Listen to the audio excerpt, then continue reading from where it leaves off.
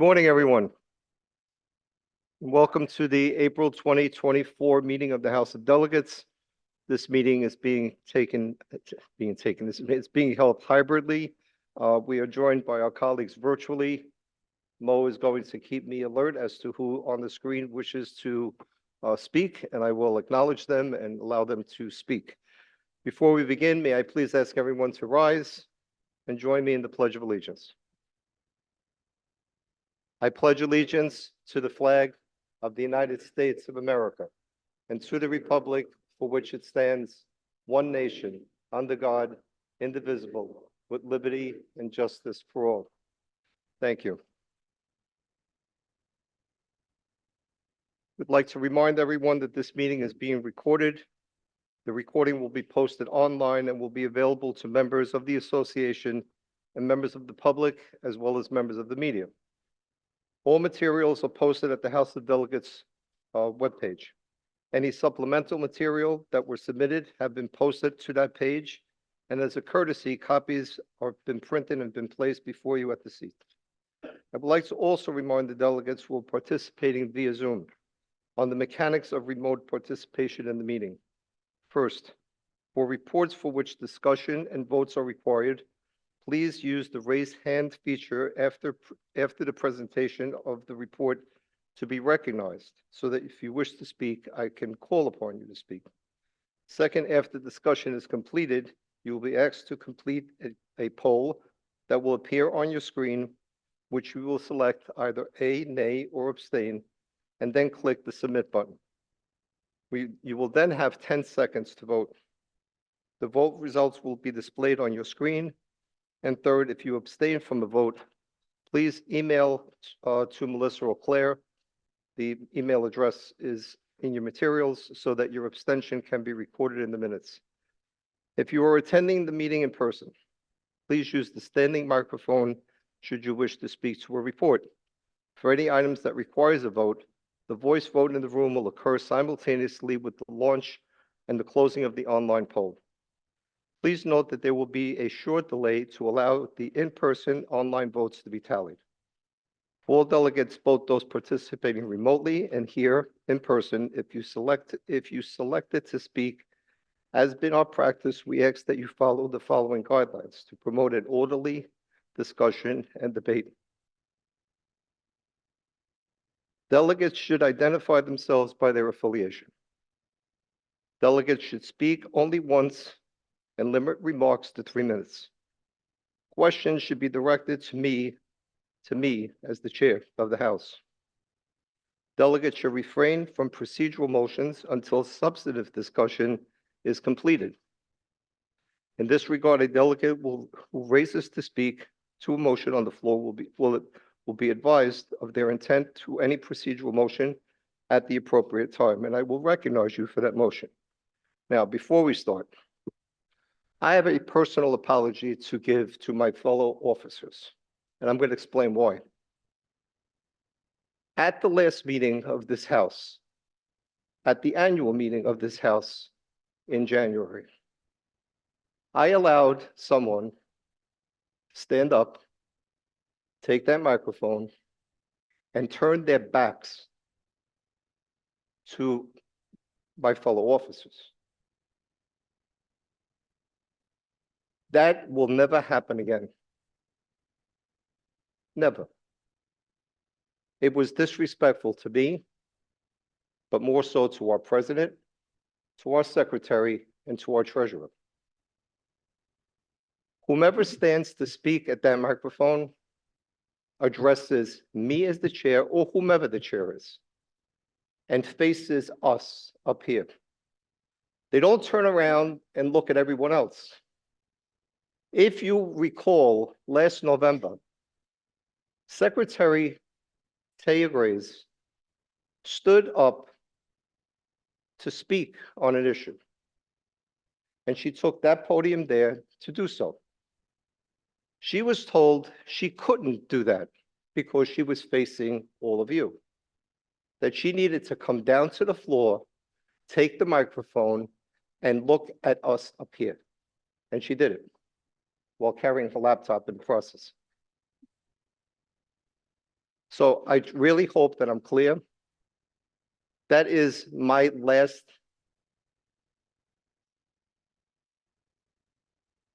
I know, I'm just trying to relax for a bit. What Dave said, what Dick said, rather. I, you know, I've said it before, we all need to be respectful, and we have been, to all of us here in how we present ourselves. And I really appreciate that. I truly do, because it makes for such an orderly meeting. It runs so much nicer and quicker. But for that person to have done that, it's really inexcusable, because what I read to you a minute ago is read at every meeting. Every meeting. So, having taken more time than I needed to, let's get on with the meeting. And thank you for your attention. I appreciate it. So, the first item on the agenda is the approval of the minutes of the January 19, 2024 meeting. May I please have a motion to approve the minutes? Any abstentions? Well, all in favor? Any opposed? Any abstentions? The vote passes. Our next report is the report of the treasurer. I call upon our treasurer, Susan Harper, to give that. Susan?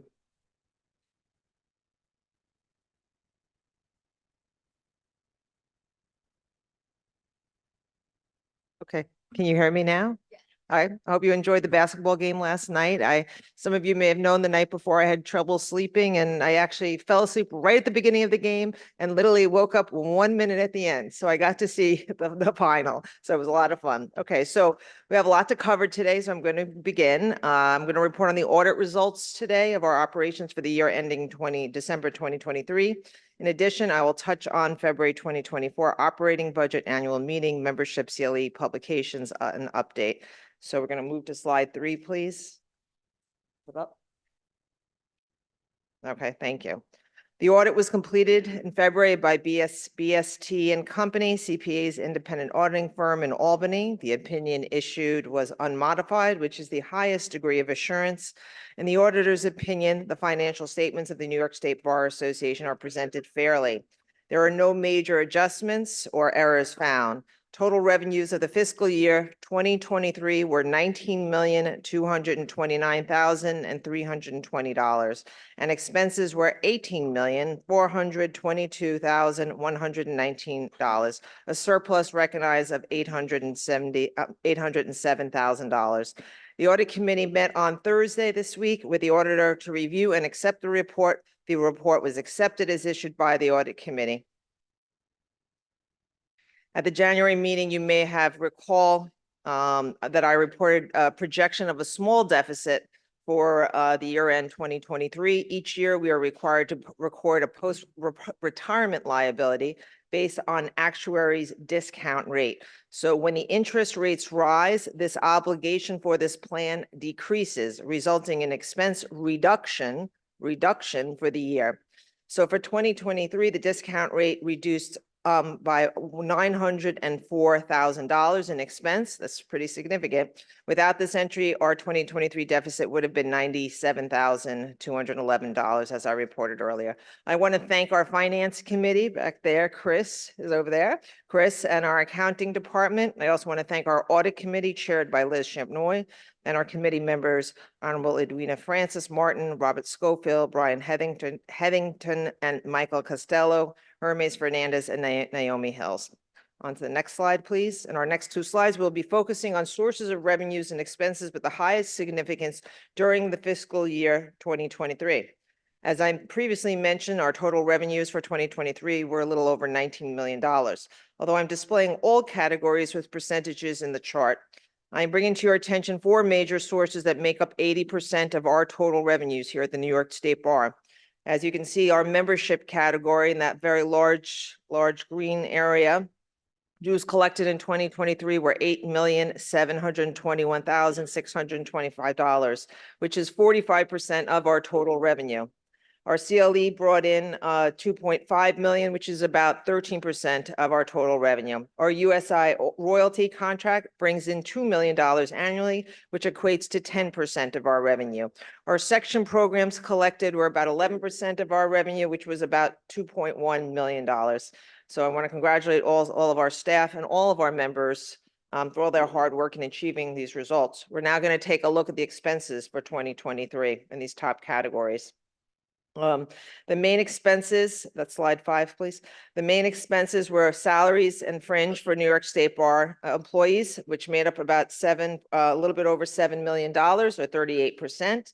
Our building and general administrative expenses such as insurance, taxes, plant and equipment came in over $2 million or about 11%. Our section program expenses amounted to about 3.3 million or about 18%.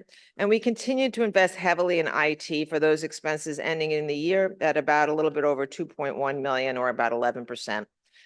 Next slide, please. It's slide 6. Operational results for the first 2 months of 2024. We're going to talk about up to February 29, 2024. Our revenues received were about a little bit over 10 million at 10.4 million.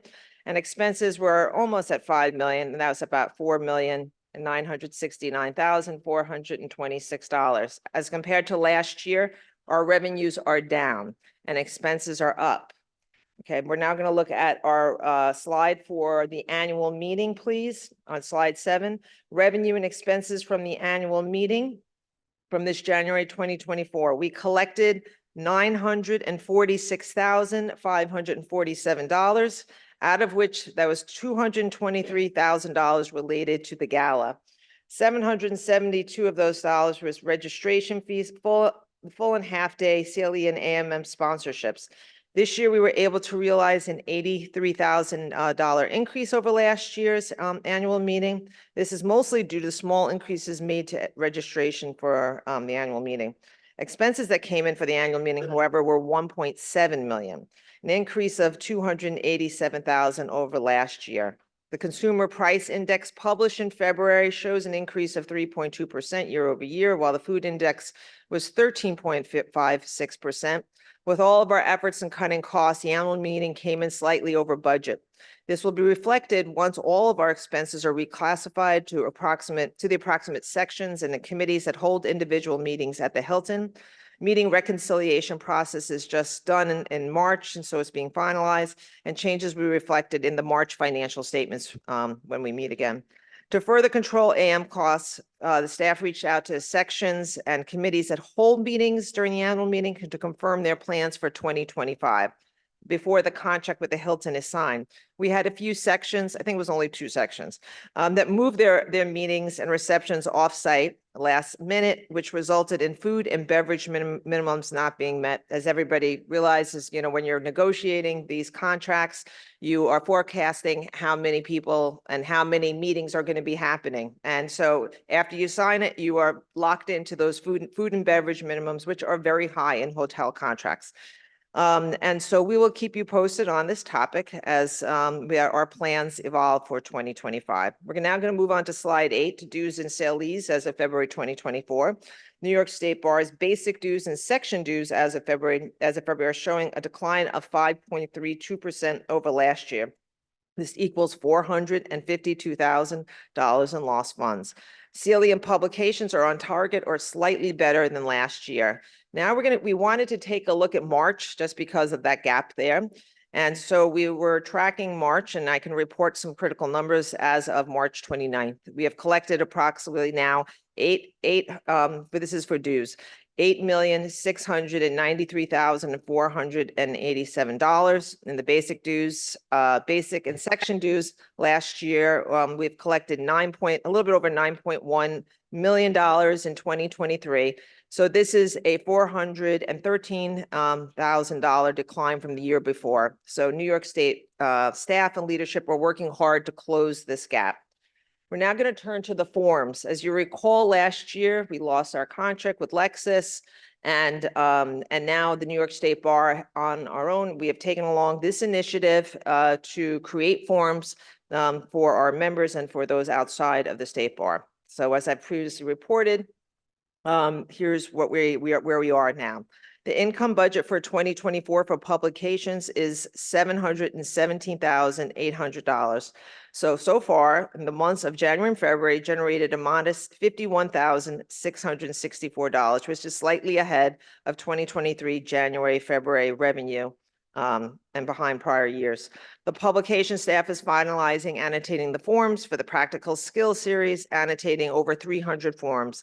The following titles are now available online: attorney escrow accounts, fifth editions mechanics liens, mortgage foreclosures, criminal law and practice, New York residential landlord tenant law and procedure, real estate transactions, commercial property. Out of the 19 titles, 6 are marked for sale and are available online. 13 are in production with author testing. And then programs using our practical skills ebooks and new annotated forms as course materials will be scheduled in April and May. The program fee includes the price for the ebook. As the new annotated form packages are completed, additional courses will be scheduled. For the future outlook, New York State Bar will continue to work with Clio on automation of the surrogates forms. Delays with author reviews have resulted in the launch date being pushed back. Access to the New York State Bar automated annotated forms content is expected to boost future membership and is critical content for the new membership model. So the team is really focusing on making sure that this gets up and ready, and I want to commend the team for all their hard work. Investments and buildings. This is a very exciting time. We have a new lift, and and Sherry was the first one. In fact, I think I got the photo of her coming on down. We continue to hold, and for investments in buildings, we continue to hold a strong financial position. Our investments held at UBS, Bank of America, and JP Morgan are performing well. March is almost flat to December 23 as some funds were withdrawn. This is due to the renovation of the Baar Center that began in fall of 2023, and our total expected cost is approximately $4.8 million. We set aside our PPP loan funds of $1.5 million and our building equipment reserve funds of about $2.2 million for this work. There is additional cash in our JP Morgan accounts. To date, we've spent about $2.2 million on renovations. And for those of you just visiting here today, if you weren't here yesterday, I encourage you also to use the bathroom facilities. They have all been upgraded on this floor, up there, as well as next to the PEC room. And they really look quite fantastic. The good news is that the New York State Bar did not need to take out a loan to finance the building renovations as we're already set for it. And the expected construction is expected to be completed in September of 2024. Our investment portfolio performed well this past year. As you may recall, due to market volatility, it dipped in 2022. And in 2023, it increased or appreciated back to 2021 levels. I want to thank our investment committee team chaired by Michael McNamara.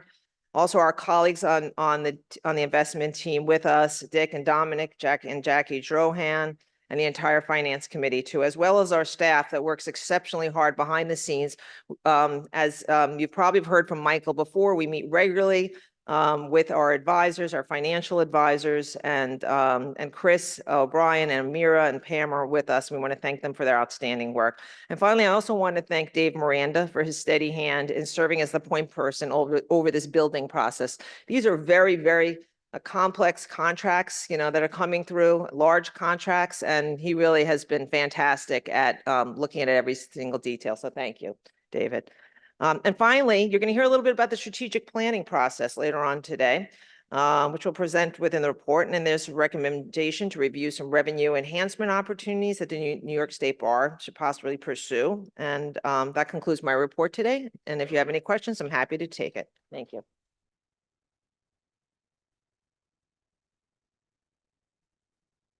No questions? Susan, thank you. Your report is accepted.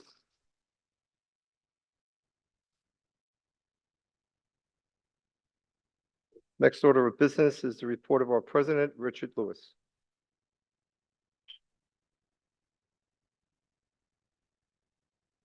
So good morning, everyone. I want to say that I'm very proud that the completion of the remodeling of the bathrooms was done during my tenure.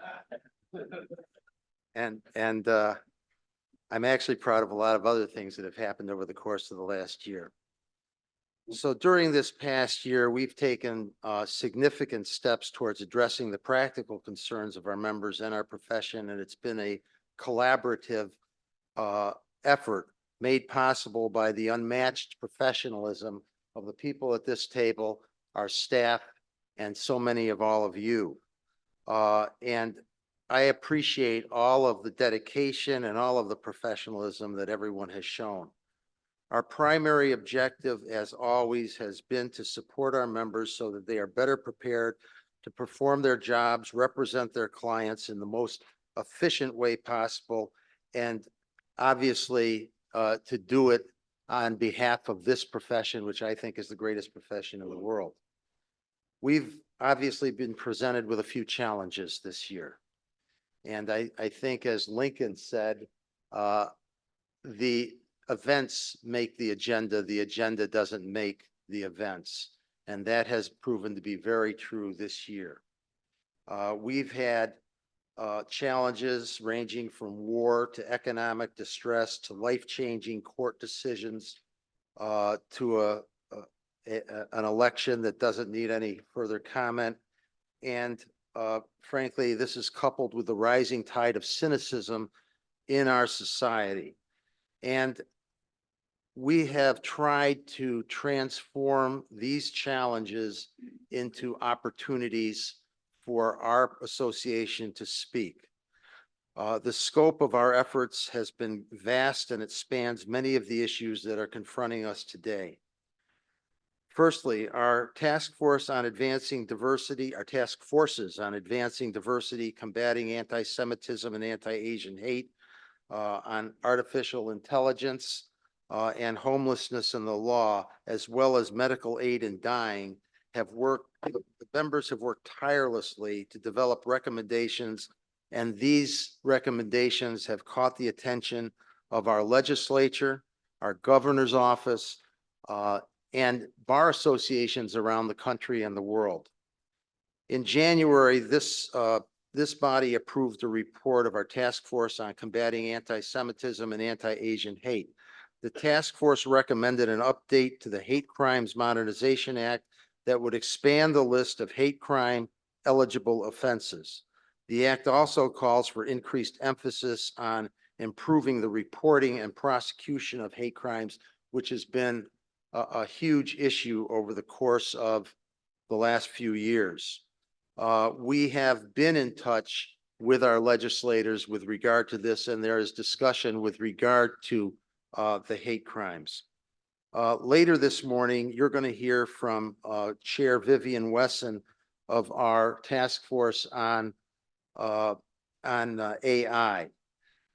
Vivian has followed up with her group on our presidential summit, which focused on AI, had experts on AI, and had experts from within our association, and put out a program that, by all reports, is one of the finest, if not the finest, programs in memory. Artificial intelligence is changing day to day. You can't pick up the Wall Street Journal on any given day and not see at least 4 to 6 articles on it. It's something that we have to contend with. I admit that I have no understanding of it, and I rely on this group. I think it's a tool that we're all going to have to really understand, and also to understand the ethical implications that we're going to have to deal with. Bill Russell is chairing our task force on homelessness in the law, and I know that his task force has been working incredibly hard to examine how this homelessness crisis in our state and in our country impacts 74,000 New Yorkers and their families, and many others. Many of these people affected are veterans, are victims of domestic violence, or are dealing with mental illness. Bill and his group are exploring how the justice system and the healthcare system are impacting the lives of the homeless, and he's also looking at examining the role of affordable housing, or the lack of affordable housing. Bill will be presenting in June. You're warned, Bill. And hopefully, we're going to get a great deal out of that and be able to present many of the ideas again to our governor and to our legislature. In February, our executive director, Pam McDevitt, our immediate past president, Sherry Levin Wallach, our general counsel, David Miranda, and our incoming president-elect, Kathleen Sweet, and I attended the ABA mid-year meeting where we successfully presented the findings of our Advancing Diversity report. This report was overwhelmingly, if not unanimously, adopted by the ABA, and they have since put together a task force of their own to come up with a toolkit to advise schools, businesses, law firms, judges, how to continue our efforts for diversity, equity, and inclusion. The support that we've received from the ABA is indicative of how this report was used. I spoke to the president-elect of the Pennsylvania Bar, and in her practice, she deals with these issues frequently, the issues of diversity and inclusion. And she said to me, I keep a copy of that report on the corner of my desk. It's had an impact on on practitioners across the country. Another thing that we did at that meeting is we co-sponsored with California a resolution which also was passed overwhelmingly, calling for forgiveness of loans to graduates of ABA accredited law schools who commit to spending 7 years in person in rural areas. This is a huge impact on New York, where we have rural areas and the people who live there are the most underserved group of our population of any of the underserved groups, and we have many of them of our population. It's serving the rural areas is near and dear to my heart. We have continued to engage our top legislators and members of the judiciary, including Judge Rowan and Judge Zayas, about improving the operation of the state's family courts and housing courts. Recently, I joined Senator Brad Hoylman Siegel, Assembly members Charles Levine, Jabari Brisport, and Andrew Havesi at a press conference to call for an increase in funding of our family courts, which is much needed. I have also met with Chief Administrative Judge Joseph Zayas about the court rules, training for court employees, and e-filing. Dominic and Pam and I met with Judge Zayas and Judge St. George recently to discuss court rules and issues involving housing court, family court, and court efficiency, including universal e-filing. We've recently succeeded in encouraging the governor to reverse her decision to transfer $100 million from IOLA funds to the general fund. The IOLA fund is obviously critical for providing services, civil legal services to needy New Yorkers. She has reversed on that. We've also been successful in lobbying the governor to sign into law a bill which allows litigants in civil cases to file affidavits and other sworn documents without the necessity of having them notarized. This is a tremendous advantage, again, to people living in rural areas and also people with disabilities. Our annual meeting was extremely successful, and we were able to listen to and interact with experts from inside and outside of our organization on matters ranging from challenges the IRS is facing and forcing us to face as well, and up to and including money for college sports and regulation of short-term rentals. And speaking of college sports, I think it was a moving screen. No. If it had happened 5 minutes earlier, it wouldn't be controversial. In any event, at our annual meeting, we were able to recognize a lot of people who have been huge contributors to our organization and to the justice system in general. And former Secretary of Homeland Security received our gold medal at the gala, which was held at the Museum of Modern Art, and it was unbelievable. Now, it's fitting for us to look at our accomplishments, but we have to talk about what we have to do to continue to advance access to justice. Firstly, the governor's plan to remove $234 million from the Indigent Legal Services Fund and transfer $120 million of that into the general fund is still in play. We obviously oppose that. We've voiced our opposition to this because these funds are earmarked and designated to enhance the quality of the state's public defense system.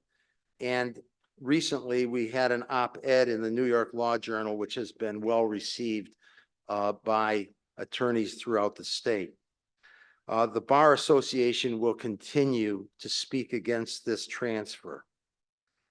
We have continued to advocate with legislators and the Department of State with regard to the notary rules. The notary rules is one of the most controversial issues that has arisen, and it has created a huge burden, especially for lawyers in certain areas. We've spoken, David Miranda and I met with the chief counsel for the majority in both the Assembly and in the Senate, and they seem very sympathetic to our cause. We've also dealt with the Department of State, and we're waiting to hear back from them. But I'm more optimistic than I was before we met with them. We will continue to speak on matters that affect our profession. Last month, we signed an agreement to work in areas of mutual interest with the 80,000 member Israel Bar Association. We had a delegation from that group in the United States recently. They, like us, have issues that involve judicial independence, and we've had some extremely interesting discussions with them about that subject and, of course, many other subjects. I have also had the opportunity to meet with the president of the Law Society of Hong Kong, which was interesting. Represented Hong Kong now being completely under the rule of China, mainland China. Representatives from the Georgia Bar Association, the country of Georgia, not the state. The former president of the Rosario Bar Association in Argentina, and the president of the Law Society of England and Wales, as well as all of the law school deans and many of the presidents of law schools, in the hopes of strengthening our position and relationship with them. We've reached out, something that I think is extremely important. We've reached out to our members throughout the state, and we've reached out with regard to discussions with many of the other affinity, local, and national bars. Dominic and I and Susan and Taya have had on a number of occasions opportunities to interact with many of the smaller bars, and we want to see how we can better serve them. We are the state bar. They are in our state. And we think that if we work together, we can have a stronger voice in our society. And I think that that's all of our goal. In addition, we have continued to assert that our judiciary in New York State is the standard for all others throughout this country. As recently as last week, we spoke out about the sanctity of our judiciary and we condemn disparagement of our courts and threats to the safety of the court personnel, the judges, and their families. Obviously, safety has become an issue amongst our judiciary, believe it or not, and we have to deal with that. It's certainly in our portfolio. Looking ahead, we plan to continue, and we have continued to campaign with regard to appropriate fees for 18B lawyers. We recognize that at the end of this year, the funding is gone. So we have continued to have discussion with legislators and the governor's office as to how we're going to continue this. Stay tuned, but I hope we're making progress there. We are also continuing our support for the right of counsel for all residents of the United States, citizens and non-citizens. Non-citizens who may not understand the grave consequences of representing themselves or pleading guilty. The status quo negatively impacts communities by separating families. We've also had a great deal of feedback from our legislative branch with regard to our report on medical aid in dying, which is an exhaustive study by our task force, which was led by Mary Beth Morrissey. We're looking ahead, and we want to think about our kids. We want to think about our future leaders. And that's something that I think that we all have to be extremely concerned of. Did you know that we're having this discussion yesterday? Over 50% of our population cannot name the 3 branches of government. Ignorance is not going to help us maintain our system of democracy. To that end, we are going to have a convocation on May 9th, at the date, and we are going to have leaders from throughout the country, from the judiciary, lawyers, teachers, educators, students, a keynote speech by Judge Wilson, and Associate Supreme Court Justice Sonia Sotomayor has graciously agreed to not only speak, but to answer questions from students. I anticipate that it's going to be an unbelievable event, and I'm hoping we can make it into an annual event. And I want to thank our task force, Gail Ehrlich, Jay Warona, and Christopher Rieno, for working on this event. And the amount of work has been incredible with this task force and with many other of our task forces. So I've spoken for a while, and I haven't seen anybody get up to get coffee yet, but feel free.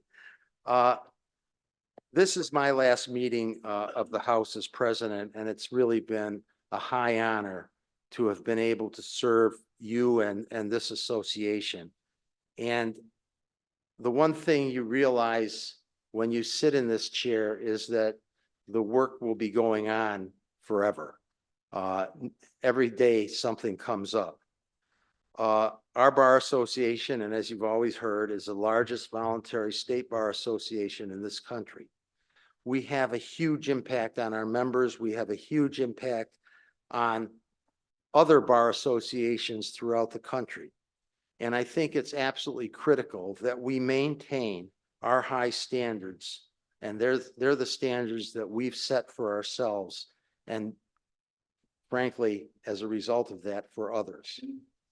I feel very confident that Dominic is the right guy to lead us in the coming year, and I know that this association is in good hands.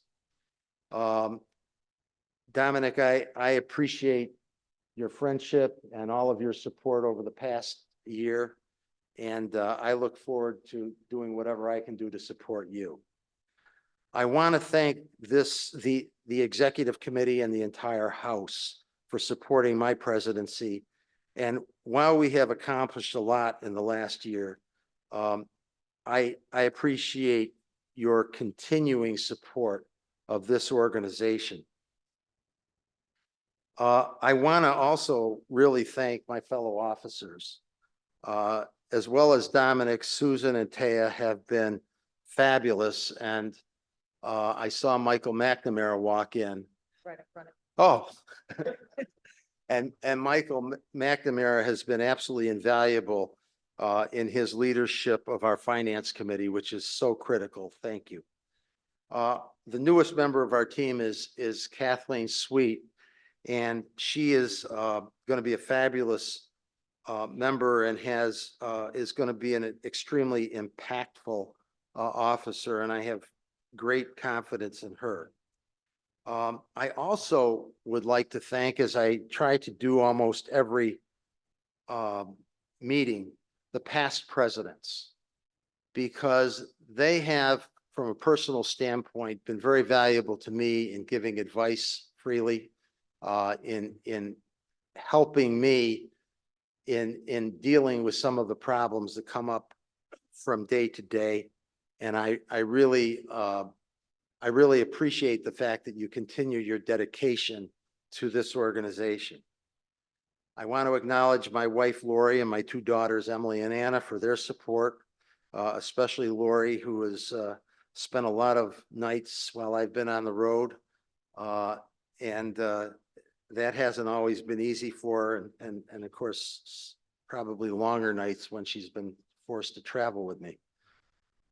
Above all, though, and I come back to this regularly, I want to thank our staff. We have an incredible staff. I think that Pam is probably the preeminent executive director in this country. And David Miranda has been unbelievable. And Melissa is here somewhere, probably working. Susan DeSantis, Kathy, Chris, Pat, I see up there, and so many others who have been on call and who I talk to almost daily. Without them, this association would not only not be what it is today, but it just could not function. They are the fuel that keeps this wheel moving. And so I really can't thank them enough, and I encourage you all to thank them as well. So thank you all for all of your support over the last year, and we'll move on.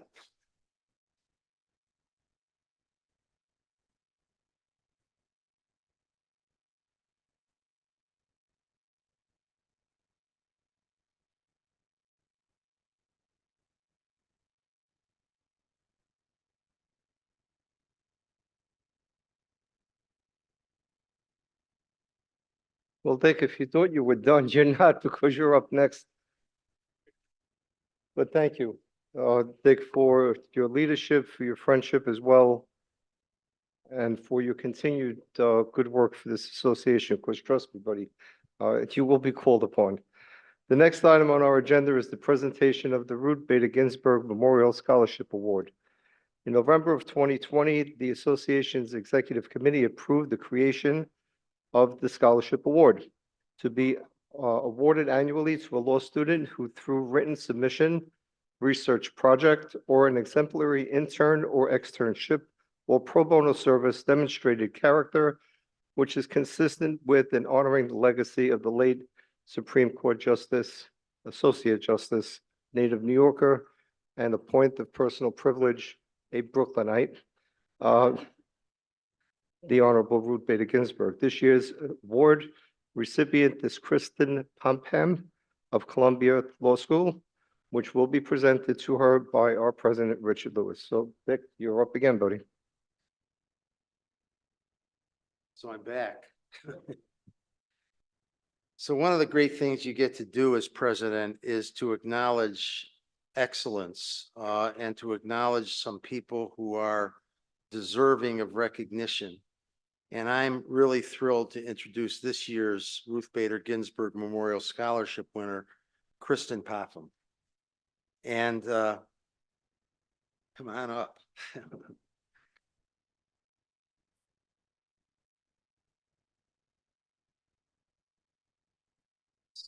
So in Kristen's application essay, she describes her immune system as, quote, built a little too strong, end quote, a way of referring to her chronic illness of rheumatoid arthritis.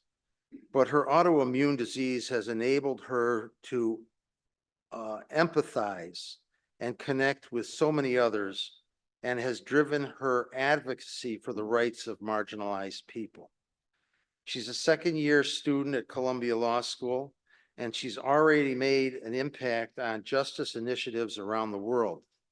In her work with Columbia Law School Human Rights Clinic, Kristen has aided activists from the Central African Republic as they fight for justice and human rights. Last November, Kristen and her team traveled to Geneva to help these activists with a review of human rights records before the United Nations. When they arrived in Switzerland, they met another young LGBTQ plus advocate from the Central African Republic who was unfamiliar with UN procedure and unprepared. No problem. Kristen decided to take on additional work to aid him. And after just 3 days of working together, this activist trusted Kristen's team to deliver his testimony before the United Nations. And that's just one of Kristen's many achievements. She's in the top 2% of her class. She serves as a podcast editor of the Columbia Law Review, and she is the founder and president of the Columbia Disabled Law Students Association. She's also worked with the Civil Rights Division of the Department of Justice, the Fulbright Franco-American Commission, and the Pulitzer Center of Crisis Reporting. Anything else? She graduated from William and Mary in 2020, summa cum laude, with a BA in Government and Francophone Studies. Her recommendation letter from Columbia Law Professor Sarah Nucky, is that how you pronounce it? Sarah Nucky described Kristen as an energetic, thoughtful, and kind person, adding that she goes above and beyond constantly and impresses everyone around her with her unwavering commitment and drive. Justice Ruth Bader Ginsburg once said, "Whatever you choose to do, leave tracks. That means don't do it just for yourself. You will want to leave the world a little better for your having lived." Kristen is making the world better and is leaving tracks and living up to the legacy of this award's namesake. This award will enable her to continue towards her goals and of becoming a civil rights impact litigator and advancing women's equality and disability justice. So it gives me a great deal of pleasure to present you with the Ruth Bader Scholarship Award. And congratulations and thank you for everything that you do.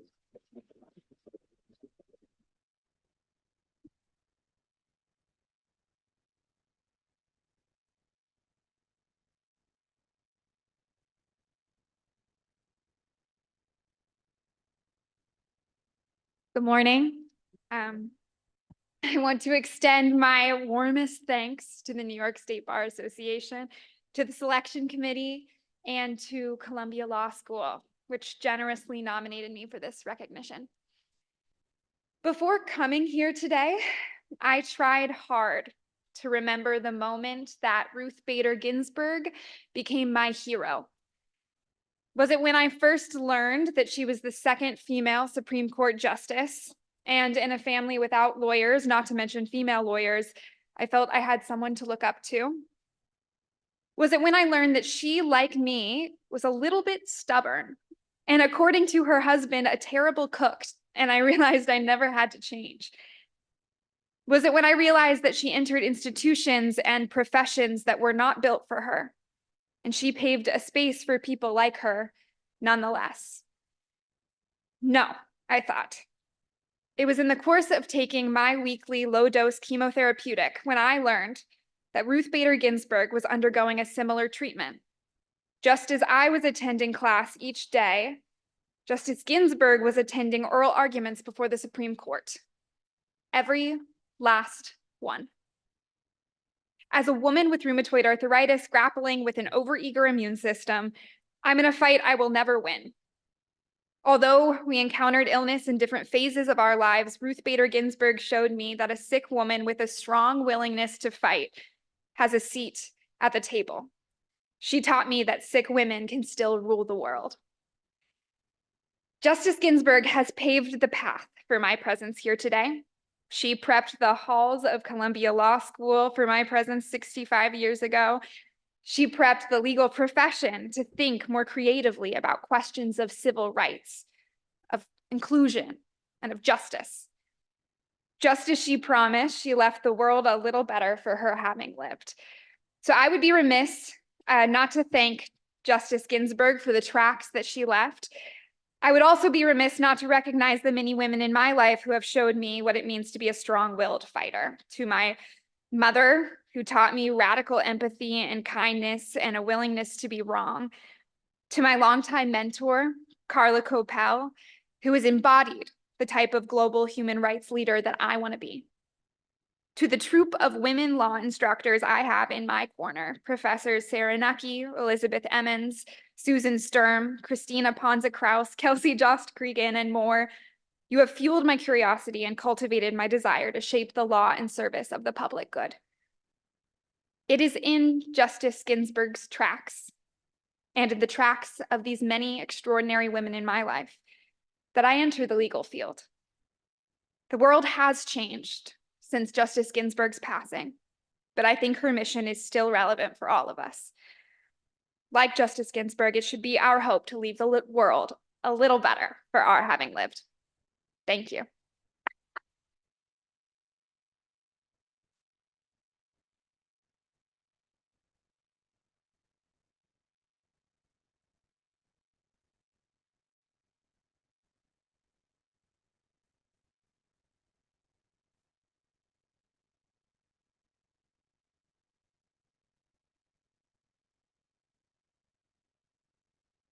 Well, I don't know about you, but I am so moved. That was absolutely brilliant. What a wonderful person.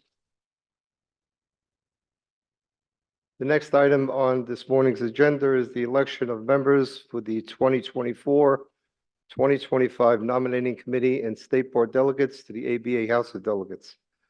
With that, I call upon past President Scott Carson to make that presentation. Scott?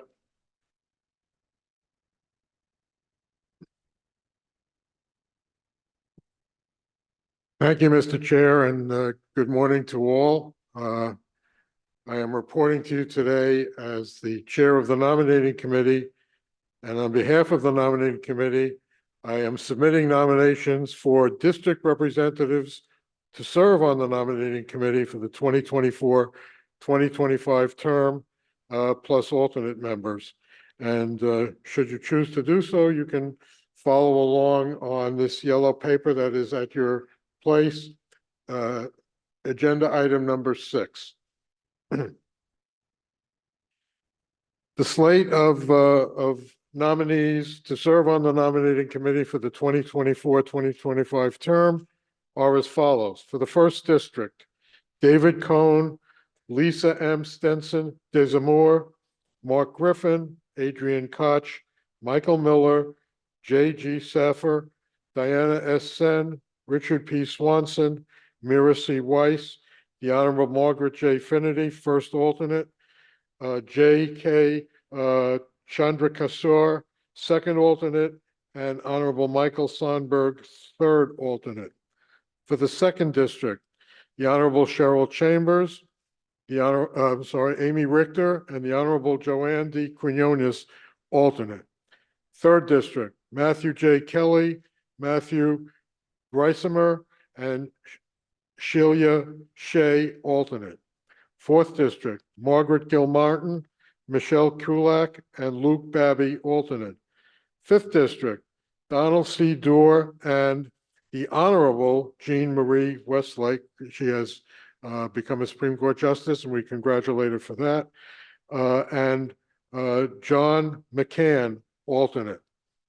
6th District, Catherine Grant Madigan, Bruce McKeegan, and Alyssa Barrero, alternate.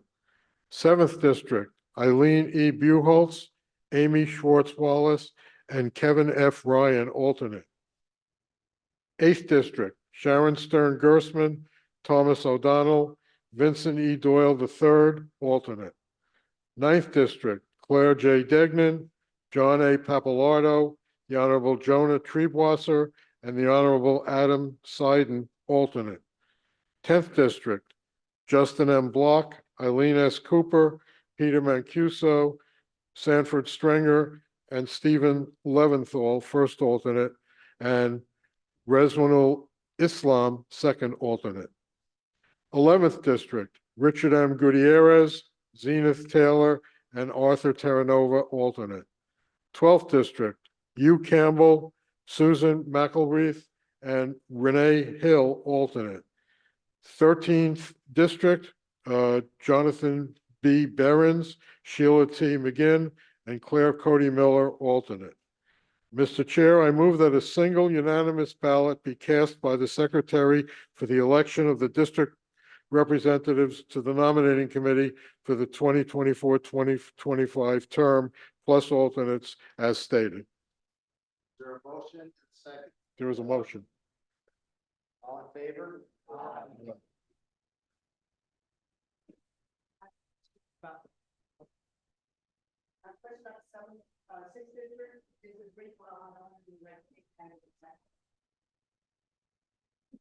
I said Kate Madigan because that's what it says on my chart. Is that an error?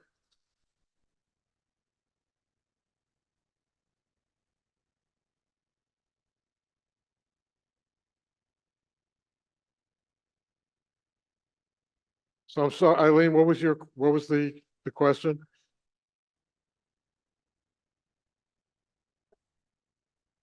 For the 6th District. Okay, Yeah, that's here also. I think the The sheet yellow is sheet correct. is the correct. Eileen, the sheet Okay. is correct. Okay, so I apologize for the confusion and will amend my motion accordingly. So the motion is made and So is there a second to the motion? All in favor of the motion? Any opposed? Any abstentions? The motion passes. okay, thank you. Now, the second part of my presentation this morning, hopefully that'll go more smoothly. The New York State Bar Association has 11 delegates to the American Bar Association House of Delegates. Delegates serve 2-year terms beginning in August at the conclusion of the ABA annual meeting. 6 of these delegates, including the young lawyer delegate, are elected in even number years, and 5 of these delegates are elected in odd number years. We will now elect the 5 delegates who will serve for the 2024-2026 term, beginning at the conclusion of the 2024 ABA annual meeting in August of 2024. Therefore, on behalf of the nominating committee, I submit the following nominations for delegates to the American Bar Association House of Delegates for the 2024-2026 term. T. Andrew Brown, Rochester; Henry M. Greenberg, Albany; Sharon Stern Gersman, Buffalo; Richard C. Lewis, Binghamton; and Kathleen Marie Sweet of Buffalo; and the New York State Bar Association Young Lawyer Delegate, Hong Yu Harper Chen of Washington, D.C. Again, Mr. Chair, I move that a single unanimous ballot to be cast by the Secretary for the election of the delegate nominees to the American Bar Association House of Delegates. All in favor? Any opposed? I think we need a second. Any abstentions? The motion passes. Thank you, And Scott. thank you. That concludes my report and concludes my service as chair of the nominating committee. My friend and colleague, T. Andrew Brown, will assume the chairmanship at the beginning June 1st of this year, and I wish him all the best. Thank you all. Thank you, Scott.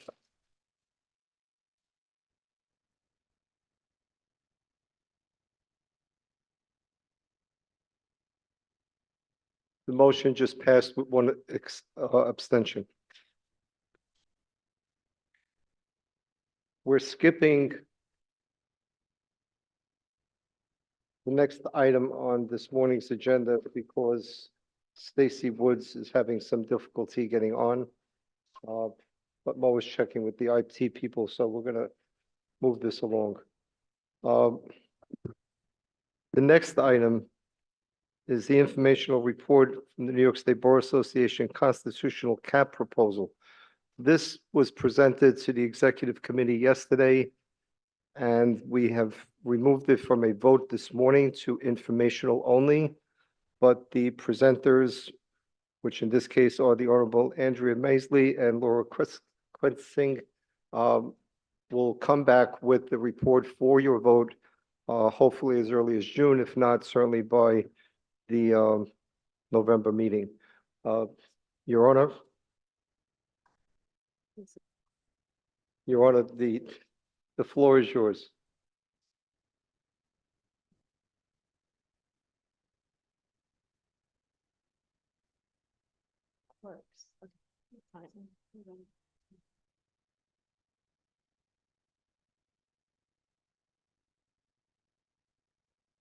Where's the clicker?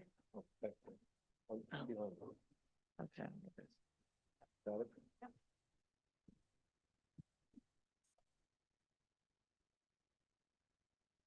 Okay, good morning, and thank you so much for inviting us to give this report for informational purposes only today. I'm Andrea Maisley. I am a judge in Supreme Court, New York County Commercial Division. I have also been an acting Supreme Court judge, a family court judge, a civil court judge, and a Supreme Court judge in a guardianship part. Now I'm in the Commercial Division. I am here with my friend and colleague from ComFed section. Good morning. I'm Laurel Kretzing. I'm a former chair of the Commercial and Federal Litigation section. I'm serving as an alternate delegate for this section today. And I'm a commercial litigator on Long Island right now. However, I have substantial experience serving as in the Nassau County Attorney's Office, supervising litigation and appeals, where I was involved in family court matters, criminal court matters, and of course, Supreme Court matters. We're here today, as I said, for informational purposes to discuss the report, repeal the cap and do the math, why we need a modern, flexible, evidence-based method of assessing New York judicial needs. And Laurel's section, the ComFed section, has endorsed the report. The report has two parts. Having said that, on page 58 to 60 of the report, you'll see 5 proposals. There is a menu of proposals that are made in the report at the conclusion of the report as a result of what we put in the report. If anyone would like for the drafters of the report to meet with your section, your committee, your bar association, my email is on the court's website. I have a web page on the Commercial Division. You can find me or call the bar, City Bar, and we'll be happy to put together a group to come talk to you about it. So today we're just going to talk about 2 of the parts of the report. And the first one is to repeal the constitutional cap. However, New York State Bar Association has already taken a position on repealing the cap on Supreme Court judges. So we will briefly describe this for those who may not be familiar with it, but we're going to focus on the math. And by the math, we mean that to do its job in deciding how many judicial seats to create for all courts, the legislature must know how many judges are needed in each court. So in addition to the State Bar supporting this repealing of the cap, there's a slide of the others that have supported it, and we'll just move on to why we need to repeal the cap. If you're a litigator or working courts, you know that we don't have enough judges in Supreme Court, and as a result, we move judges from lower courts and other courts to Supreme Court. And so the cap may be in the Constitution and on the Supreme Court judges, but it affects all the courts. And you can see the, oh, I can see it. You can see the chart we have here showing the number of judges under the cap. And then we have another chart that'll show you the number of judges that come from each county, the other courts up to Supreme Court. So what is the cap? The Constitution provides that there will be one judge for every 50,000 people based on the last census. And if there's a remainder over 30,000, then you get another judge. So the two examples we have are the Bronx and the 9th Judicial District. The Bronx does not have a remainder, so it has 29 judges. The 9th Judicial District has a remainder when you do the math, and so they get one extra judge. Laurel is now going to talk about the shortage in Supreme Court. I'm putting a slide up that shows the distribution of the elected Supreme Court judges, 364, and the acting Supreme Court judges, 311. But what I find interesting about this slide and the data that it represents is 67% or 67 of the judges that are acting Supreme come from criminal court. 56 come from family court. Now, as a former chair of ComFed, one of our primary focuses is making sure that there are enough judges to make good on the commercial division's promise of providing a fast, efficient forum for the very complex commercial litigation matters that it handles. But with my background in the county attorney's office, I became aware of how important and burdened the family court and the criminal courts are, particularly given the additional work that's been put on its plate lately with the Raise the Age litigation, or the Raise the Age Act, which transferred 16 and 17-year-olds adjudications. Almost all of them are being primarily adjudicated in family court. And with respect to criminal court, the enhanced discovery obligations have burdened the courts in a way that they were not previously burdened with motion practice, more similar to the Supreme Court practice. And coming from Long Island, I'm well aware of the second department, the delays, and they could only benefit by having a greater number of Supreme Court judges that were not pulled up from the ranks of the trial court judges.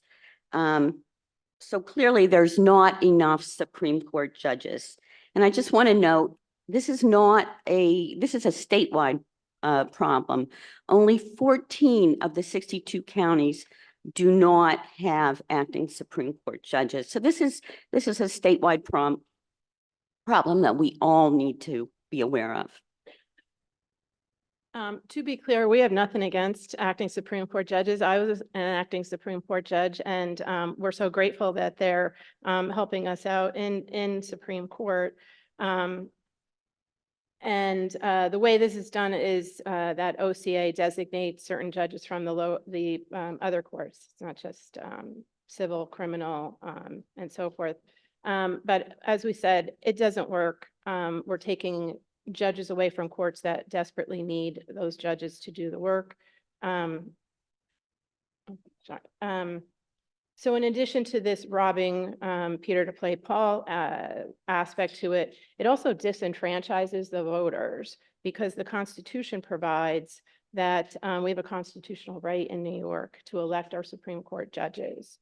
And as of now, there are 727 judges serving in Supreme Court, but only 364 of them are elected. So how do we lift the cap? Well, repealing the cap requires a constitutional amendment, and that means that the mechanism to do that is the legislation must pass both houses in separate legislative terms. And this year, there is actually a bill moving to, there is a bill moving through the Senate and the Assembly right now. It actually passed the Senate, and it is currently on its third reading in the Judiciary Committee of the Assembly. And if the bill passes both houses this year, this could be put before the voters in 2025. If the bill doesn't pass this session, then the earliest that it would come before the voters is 2027. So that gets us to the math. Why the math? Well, if this passes, the repeal passes, the ballot measure, what happens on the next day when there's no longer a cap on the number of judges? Well, nothing.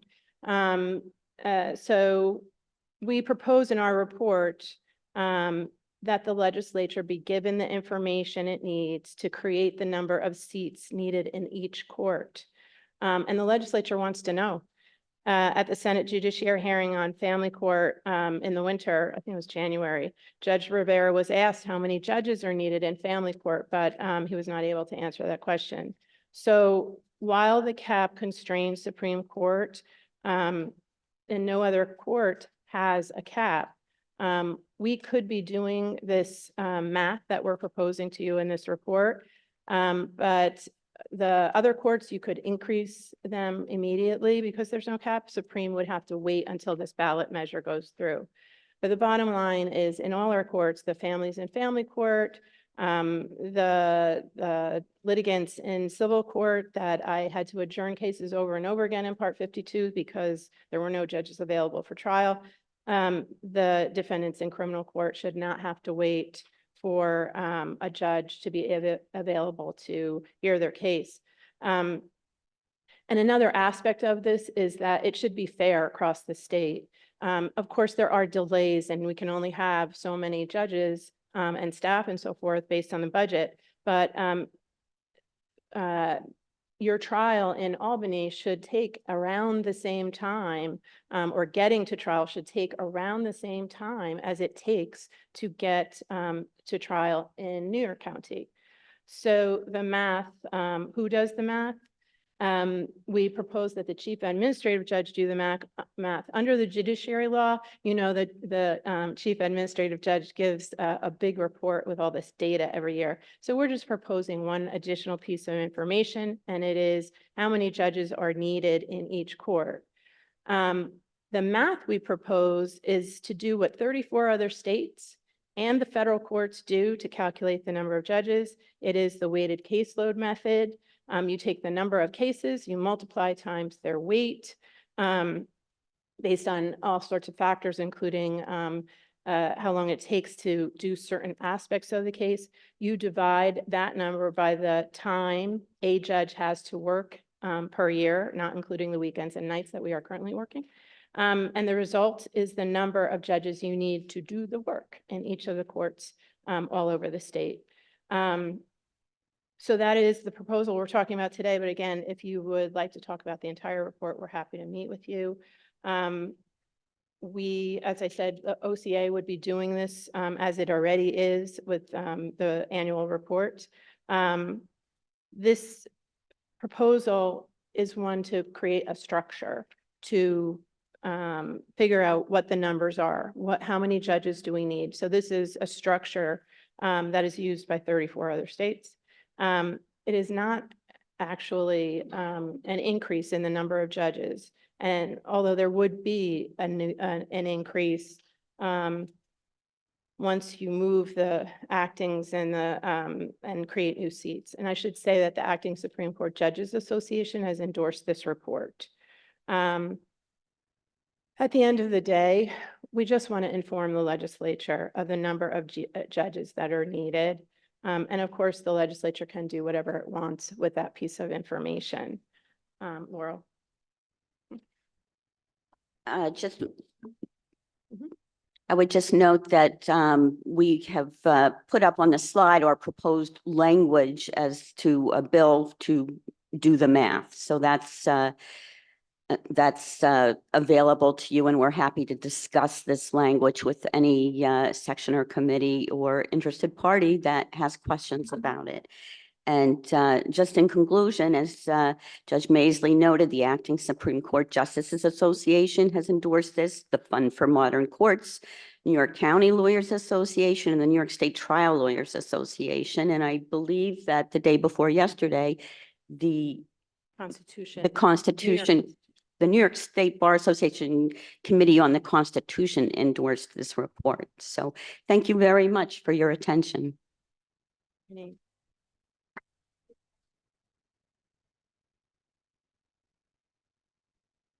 Does anyone have any questions for the presenters? Chair recognizes past President Mark Alcott.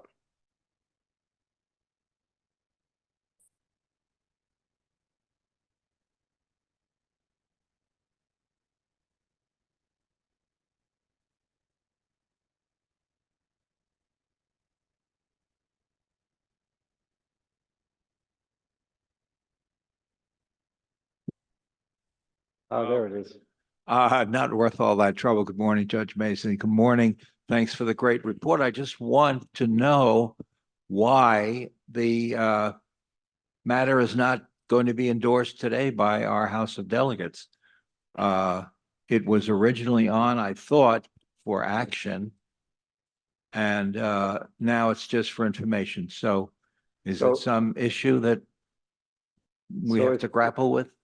Nothing to grapple with, Mark, but at the EC yesterday, after the presenters presented the report as they did just now, there was some discussion about certain aspects of the report that perhaps needed to be tweaked a little bit more. And the presenters were kind enough to agree to not bring it to the House for a vote this morning, but rather to present it for informational purposes only, as they have. They will come back. Trust me, they will. No, be I'm back. sure they will. Well, you're being very coy. I No, don't I'm want to being- press I'm- No, you. I'm being very, Uh, I'm being very uh, courteous. It still I mean, starts with a C, but it's a different word, but go all ahead. right, tweak away. Thank you. We're tweaking away. Thank you, Mark. Thank you, Mark. Does anyone else have any questions for the presenters? Seeing none, Judge, thank you so much. Laurel, thank you again for your presentation. Thank And we you. do look forward to seeing you back. She's back? Going back up, right? Okay.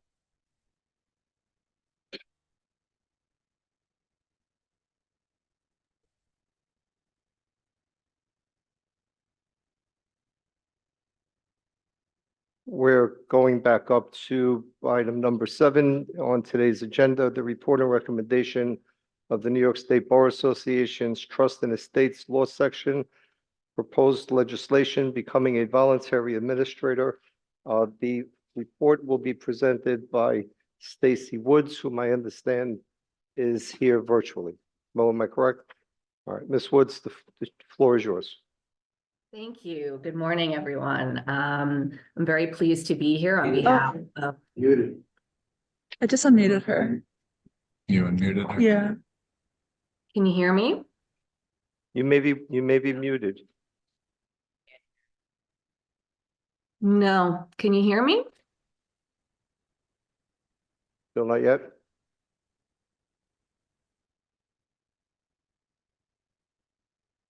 Can you hear me?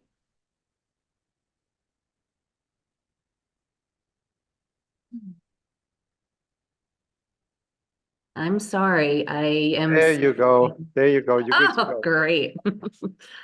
Enough technology problems for this morning. Thank you so much. My name is Stacy Woods from the law firm of Yana Feldman and Associates. I'm here on behalf of the Trusts and Estates section to talk about the Becoming a Voluntary Administrator Act. And I believe we have some slides.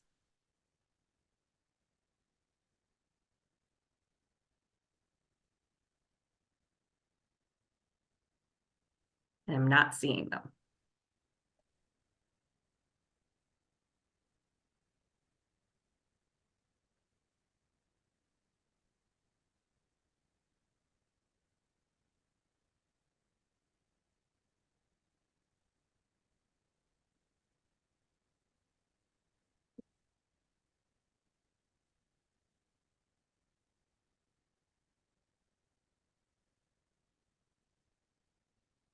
Great, okay. Wait 1 second. Okay, so.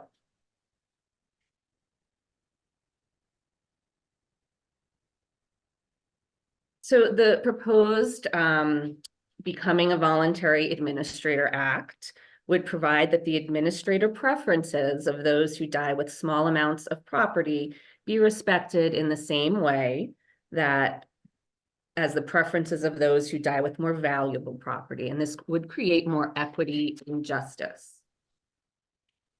Okay. And I know that Albert presented at the executive committee yesterday, and I'm doing this one today.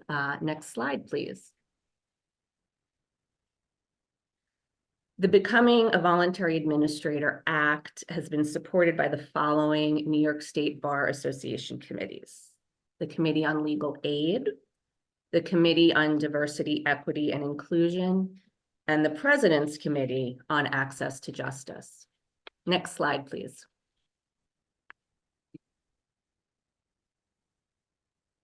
So this slide sets forth the main elements of our presentation. We will answer 4 questions. First, what is voluntary administration and its history? Second, which property is subject to voluntary administration and what tasks may a voluntary administrator perform? Third, who and how may a person become a voluntary administrator? And fourth, how common is voluntary administration? And fifth, how would the act change voluntary administration? Next slide, please.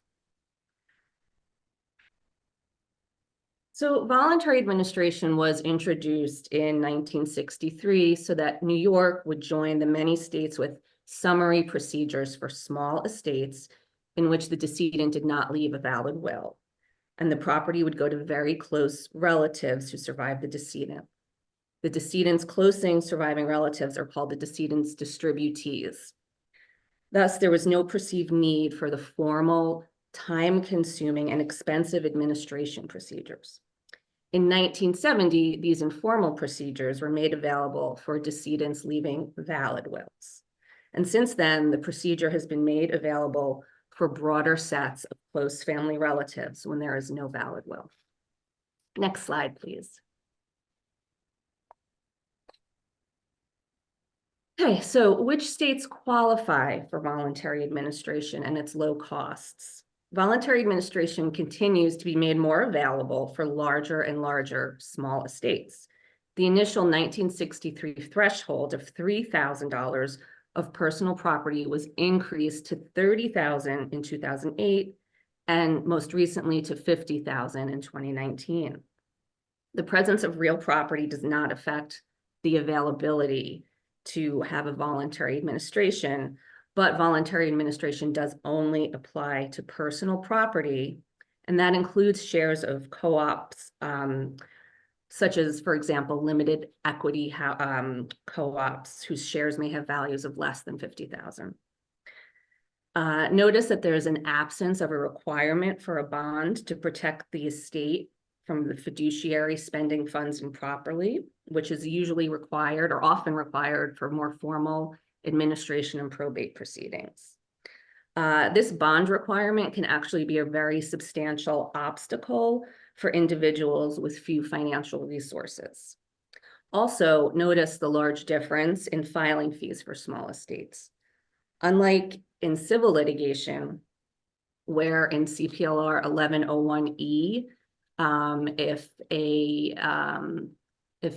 an applicant is represented by legal aid or legal services, and usually those CPLR 1101E fee waivers are routinely accepted by the courts. In surrogate's court, that's just not the case. So this is a big deal to have a $1 filing fee. Okay, next slide, please.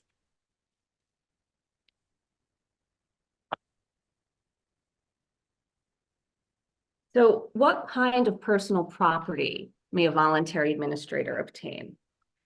After current compensation, bank and security accounts are the most important and common property. But 2 issues tend to arise. First, The administrator may know that there is an account with the institution, but may need to make further inquiries to obtain the account number, the approximate date of death value, and then to obtain the funds held by the institution. Second, the administrator may not know of the account soon after the decedent's death because the administrator may not have readily accessible records. Instead, the administrator may first learn of the account when 1099s or escapement notices are mailed to the decedent's former address.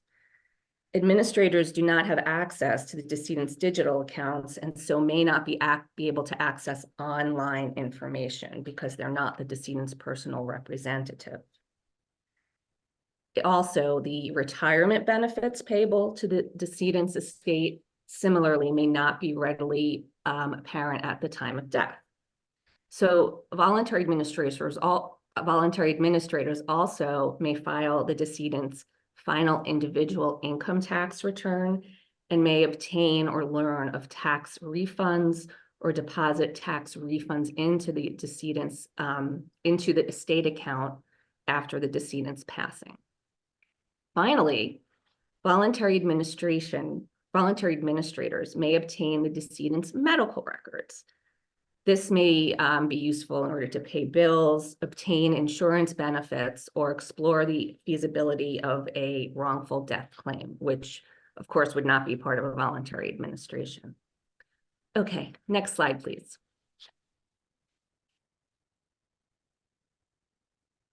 Okay, who may become a voluntary administrator? So right now, generally, if there's a will, it's the nominated executor. Otherwise, it's the distributees who are the closest surviving relatives of the decedent. For example, the surviving nephew of a decedent, if that person is one of the closest surviving relatives, could expeditiously and inexpensively obtain the decedent's personal property of relatively small value for themselves or other distributees without the need to obtain a bond, which would, of course, the cost of which would come out of the applicant's pocket. A provision is also made in case none of these individuals are willing and able to become a voluntary administrator, such as permitting the public administrator in New York City when none of the named distributees and none of the guardians of the distributees wishes to serve. Okay, next slide, please. So how does one qualify to be a voluntary administrator and obtain property? It's really quite simple. The person must obviously file the certified death certificate with the court. That's always required in a surrogate's court proceeding. And then they must complete and file a brief affidavit and pay the $1 filing fee. Contrast this with a administration or probate petition, which is much more detailed and has a much more significant filing fee. The applicant need not cite and serve any interested parties. So this is also represents some cost savings. If some of the, for example, if some of the distributees or necessary parties are unlocatable or difficult to reach, often publication costs can range into the thousands just to complete service on that individual. Instead, what happens is the court takes on the task with a mailing to the persons who would be entitled to the decedent's personal property under the intestacy rules or under the terms of a valid will. The voluntary administrator may obtain the decedent's personal property, including information about such property, by using a certificate of appointment and authority directed at the holder of that property. If the voluntary administrator learns of additional property after filing the affidavit, all they have to do is file a one-page amended small estate affidavit, and they will get another certificate. Next slide, please. So why are we here talking about all of this? Are voluntary administrations really that common? So we got this from the surrogates court clerks. And yes, it seems that they actually are. In 2022, 41,063 probate proceedings were filed. Voluntary administration proceedings were 32% of those. And then in those cases, there were only 6 objections. In 2023, there were 45% of the cases were probate proceedings. 33% were voluntary admin, and 22% were formal administration proceedings. Okay, next slide, please. So how would this proposed act, next slide, please. So how would this proposed act change the rules for testate decedents? So in such voluntary administrations, there would be the same deference to the decedent's executor nominations as in the case of a formal probate petition. In particular, executors have priority over successor executors. And if multiple persons are named for either office, they may choose to have one or all serve simultaneously. And if an initial person becomes unavailable to serve, replacements may be chosen in accord with the priority given to nominated executors. This would harmonize practice by requiring all courts to follow the same rules. There is now a practice disparity. Some surrogates follow the Act's rules and some don't, and some clerks do at some times, but not all the time. Okay, next slide, please.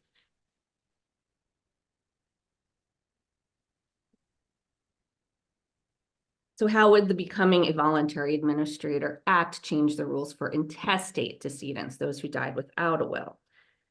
In such cases, any guardians of the property of a distributee who could otherwise qualify could in turn qualify as voluntary administrators. Again, distributees are the closest surviving relatives of the decedent. The guardian of a distributee would obtain a portion of the decedent's property and thus be motivated to do the right thing, i.e., make sure the decedent's property is properly marshaled and distributed. Thus, permitting their guardians of the property to qualify is consistent with the presumed intent of the decedent to leave property to such individual. Now, only guardians of distributees who are infants may become a voluntary administrator. This restriction disregards the fact that the guardian of the property of an adult distributee is similarly likely to fulfill the duties of a voluntary administrator. Thus, there would be no need for formal administration. One can make a similar argument with respect to the fiduciaries of distributees who survived the decedent but passed away before completion of the administration. Okay, next slide. Oh, we're there. Okay.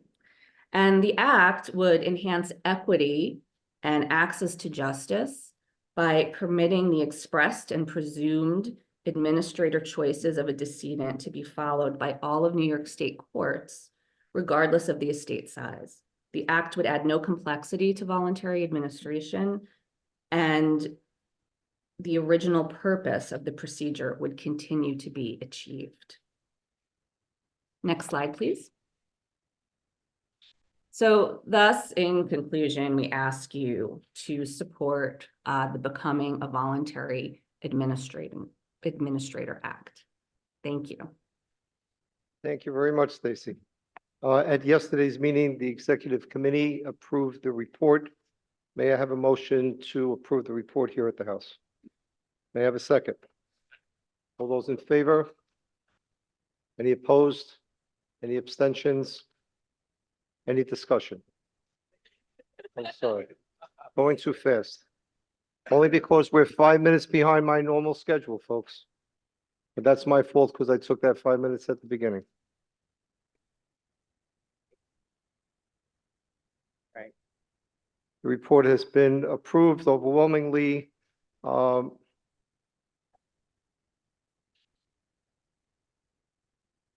Stacy's gone. If she's still around, thank you very much. Thank you so much. Oh, thank you, Stacy. I didn't see you. Thank you.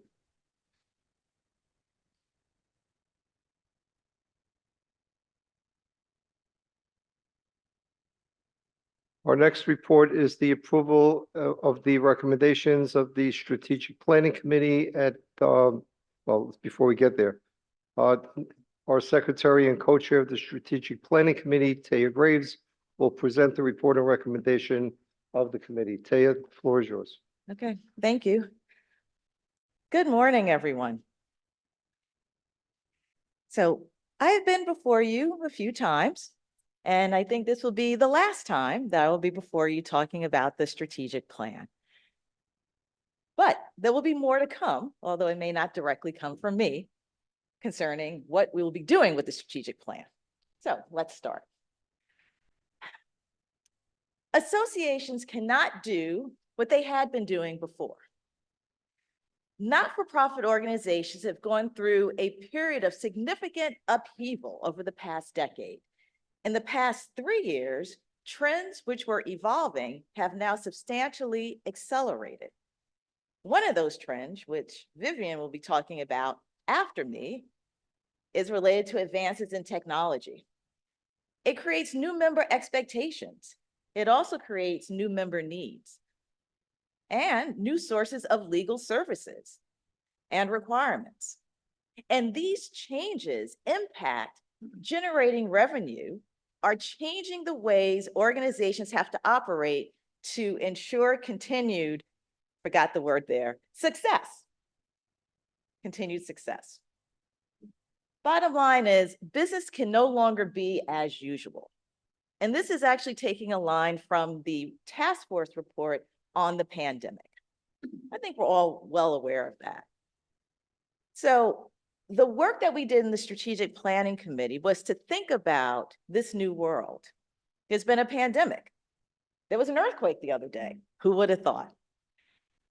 There have been changes in technology, and that means the way that we have been doing our work and providing services to our members has to change. So let's talk about what we're going to do in order to address those needs. So first, give an overview of the recommendations.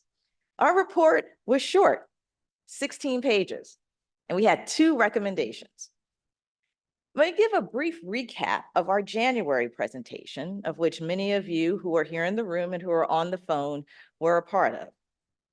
Then talk about the strategic goals. That's the piece that you have not seen, and why these goals underneath the strategic objectives. Then, how do we execute the plan? That's recommendation number 2. Then, ending on who we are, and then Q&A.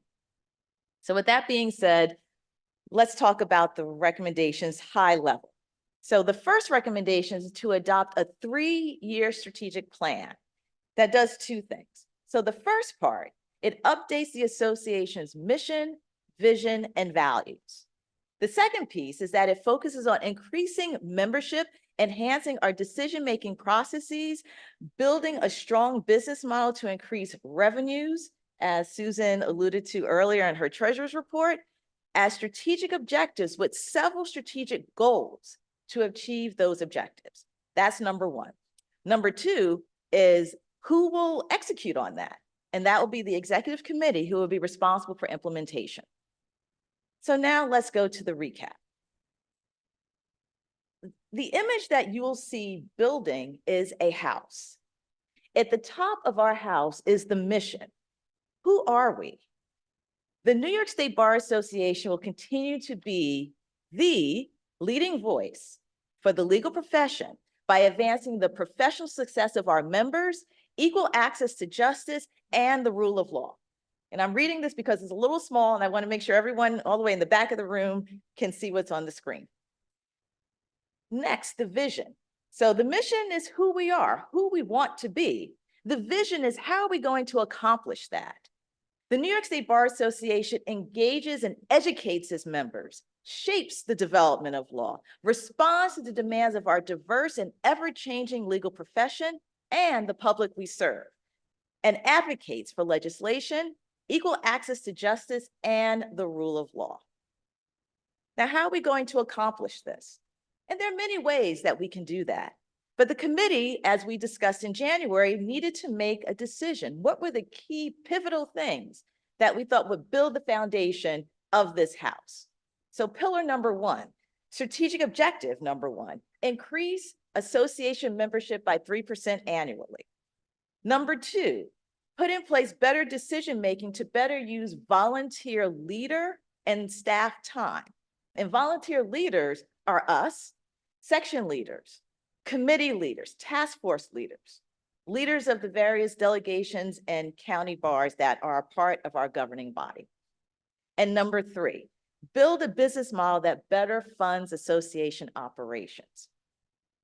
Undergirding the House is our values, who we see ourselves to be, who we want to project to the community, to our various stakeholders, as to who we are and how we will accomplish this work. And we have 2, 4, 6 values that we're competent, we're responsive, we're knowledgeable, civil, informed, and advocates. So this all was presented to you in January, and we received some feedback on these different aspects, which I will share with you a little bit later. Strategic planning is a process by which we envision the future and develop the necessary procedures and operations to influence and achieve that future. This is a quotation from Clark Crouch, who is a noted author as well as a strategic planning consultant. So after the January meeting, the Strategic Planning Committee got together. We looked at the feedback. We looked at the information that we had received over the last couple of years, and we had to make some hard decisions. What were going to be the necessary changes that we needed to make? What were the activities we needed to put in place in order to influence and achieve our future? So let's start off with strategic objective number 1. Just to recap, why did we choose this one? We are a membership organization. It's a key component of our mission, as well as what we saw earlier today. It is a main revenue driver for this association. So with that being said, we have 5 goals in order to achieve this 3% increase annually. The first 2 focus on targeting particular demographics of our membership. Focus recruitment efforts on international attorneys, law students, and attorneys that are 50 plus. Number 2, create and promote the enterprise model for law firms and corporations, so like a group membership. Number 3, use a subscription model to demonstrate our value proposition. Number 4, increase membership satisfaction by focusing on 3 areas: communications, refresh benefits, and optimize CLE programming. And number 5, something that I think we all can appreciate because we have multiple devices in front of us, add new technology capabilities and enhance what we have currently from a technology perspective. So now let's talk about why these particular goals. So first, the recruitment focus. Hank Greenberg did some work in 2019, looking at how do we create a virtual bar. This information is included in the strategic planning report. The work was prescient because over a year later, we were in the pandemic. And so that virtual bar really helped the organization to be able to move forward. But a part of that work included looking at some of the areas where we needed to do some work in order to make the virtual bar successful, but also to make the Bar Association successful. And so one of those areas for demographic focus was international attorneys. We've heard that outside the US, and Dick even alluded to this as well, globally, people look at New York State as being a leader in the law. They want to be a part of our association because we're in the place where it's the leading legal area. So it's a place where they want to be a part of us. In addition, from the membership committee, we know that an area that we have great promise is with law students. So when it's free, they're here. When it's not, they're gone, right? Our conversion rate is very low. But we know there are things that we can do in order to help them kind of get over that hump in order to be a part of, continue to be a part of the association. And then for those who are 50 plus, of which I've become a new member of that, I think it's something that, of course, we need to make sure that those members feel that they still can add value to the bar. And then the second piece, as far as the enterprise model for law firms and corporations, I'm an in-house attorney. If I have to process 20 invoices for every attorney that's in my department, That's cumbersome. But if I get one invoice for 20 or 30 and you create different tiers, that makes my job easier and also allows me to bring in more people from my company or my firm to be a part of the state bar. So that's why we're looking at those two areas. The subscription model, actually Clotel and Michelle will talk more about that later, but we adopted that and we recognize the value in being able to show our value proposition to our members by being a part of that subscription. Next, to number 4, satisfaction. So our membership committee and our communications committee gave us these areas of focus. Communications, we get a lot of communications. Some may say we get too many communications. So we need to figure out what's the right balance of making sure people are educated about what we do, but not being overwhelmed by all the communications and emails. And also thinking about other ways of communicating with people. What about text messaging? How can we better leverage our website? Refreshed benefits. We have benefits that do not really reflect what people need today, right? We have a cybersecurity credit. Why? Because cybersecurity has become an increasing concern for all lawyers, whether you're in a big corporation or you're in a solo or small practice shop.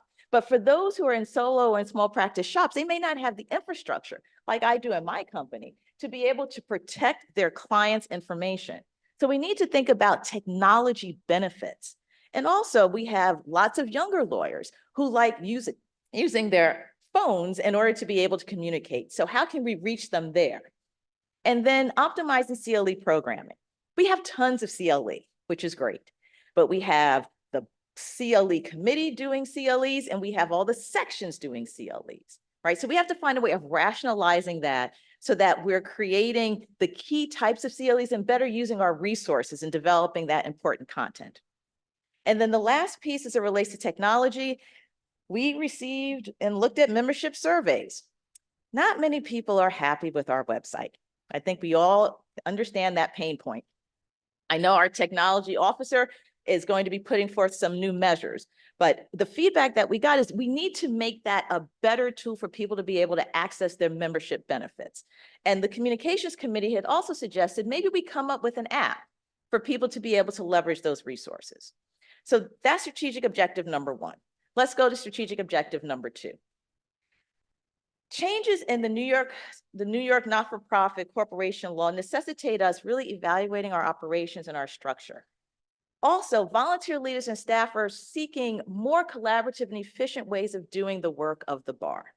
Now, some of you may say, wait a minute, I remember this objective, but it didn't look this way. I will explain to you why it looks different.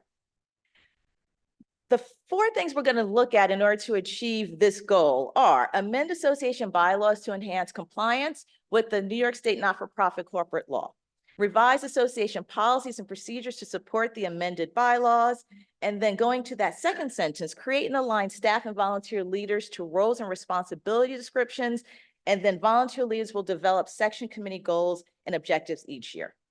So why these particular goals? So number 1, going back to the phrasing, and looking at the feedback, people said, that sounds like consultant speak. I don't understand what you mean by optimizing our corporate structure. The bottom line is we want to make sure that we can make better decisions, that we're using the resources of our leaders, all of our leaders, to come together using at the right time and the right decision points to be involved in those decisions. Again, during the work that Hank Greenberg did, this was an area that he said we should be focusing in on. How do we streamline the way that we do our work? We can be a little cumbersome in trying to get stuff done. And that can be very challenging for new leaders in the organization who want to be engaged, who want to be involved, but really don't understand all the different steps that need to be taken in order to do the work. The bylaws committee and the chair of that committee was on the strategic planning committee, said this is work as it relates to looking at our bylaws is work that we're already have in progress. The committee on committees, as it relates to how our staff and our volunteer leaders engage with each other, said that we need to provide more clarity to the staff and volunteer leaders. And so this quotation I pulled that I think is a good example of why that's important. A liaison's time is driven, this is a staff liaison's time, is driven by the requests and decisions made by volunteers. That's us. who are not privy, that's us again, to the same requests and decisions section by section or committee by committee are making. So making time management for that staff liaison very challenging. It's like they have 5 or 6 different bosses. Which boss do you prioritize? And we know that we've heard feedback from some of you saying that it can be very challenging in trying to get the staff liaisons to be able to do some of the work. So some of those issues are around a lack of clarity of how do I prioritize the work that I've been asked to do? So those last 2 things are around helping us better manage that, creating clarity and creating some efficiencies. Moving to the third one.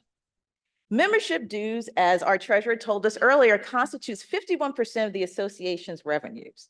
And CLEs, as she said earlier, is 13% of revenues. That's 64% of our revenues comes from 2 sources. We need additional revenue sources.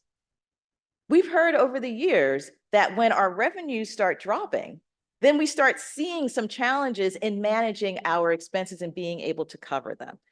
We can't have all our eggs in just 2 baskets, and really it's one big basket. So there are 3 ways that we're going to look at additional revenue sources. 1, add 8 new member benefit partners. 2, increase sponsorship revenue to be 20% of meeting sponsorships. And 3, increase revenue from grant submissions by 10%. So let's talk about why these particular ones. So the Finance Committee, of which our chair is sitting right in front of me, as we noted earlier, clearly stated in a report from that committee that the association must increase revenue because we cannot reduce expenses further. Our executive director, as Dick has observed, is doing an amazing job. She streamlined the way that we operate, but she said, I can't do any more. You got to raise some more money. So we're looking at how do you develop some additional sources of revenue? And Susan Harper, who was also a member of the Strategic Planning Committee, worked with a small team to develop these 3 areas. We need to include more partners to provide membership benefits. What do those partners do? They give us a cut. Once they come in and they start providing services, we get a portion of what that of the revenue that they're getting in. So the more that we can get in, that helps us to provide more membership benefits, but also helps us to generate more revenue. Second, develop more sponsors to generate more revenue from the annual meeting. The sections have relationships with different vendors and sponsors. We don't have those same relationships at the broader Bar Association. So that means the sections are getting a lot more revenue in, but at the top of the organization, we don't have access to those same type of sponsorship opportunities. So we need to be able to work together to collaborate and leverage those types of relationships. Now, we don't want to take money from the sections, but we want to figure out a way that we can get perhaps more from those sponsors if they know that, oh, you have a corporate law section or you have a business law section that does one thing, but you have a corporate counsel section. I appeal to both of those people, right? Maybe I want to give you more money because I'm working with one, but if I know about the other, then maybe I can give you more money for that. So how do we be more strategic in our sponsorships and bringing our vendors together and being able to have everyone have a bigger piece of that pie? And then the last piece is obtain more funding from foundations and other grant providing organizations.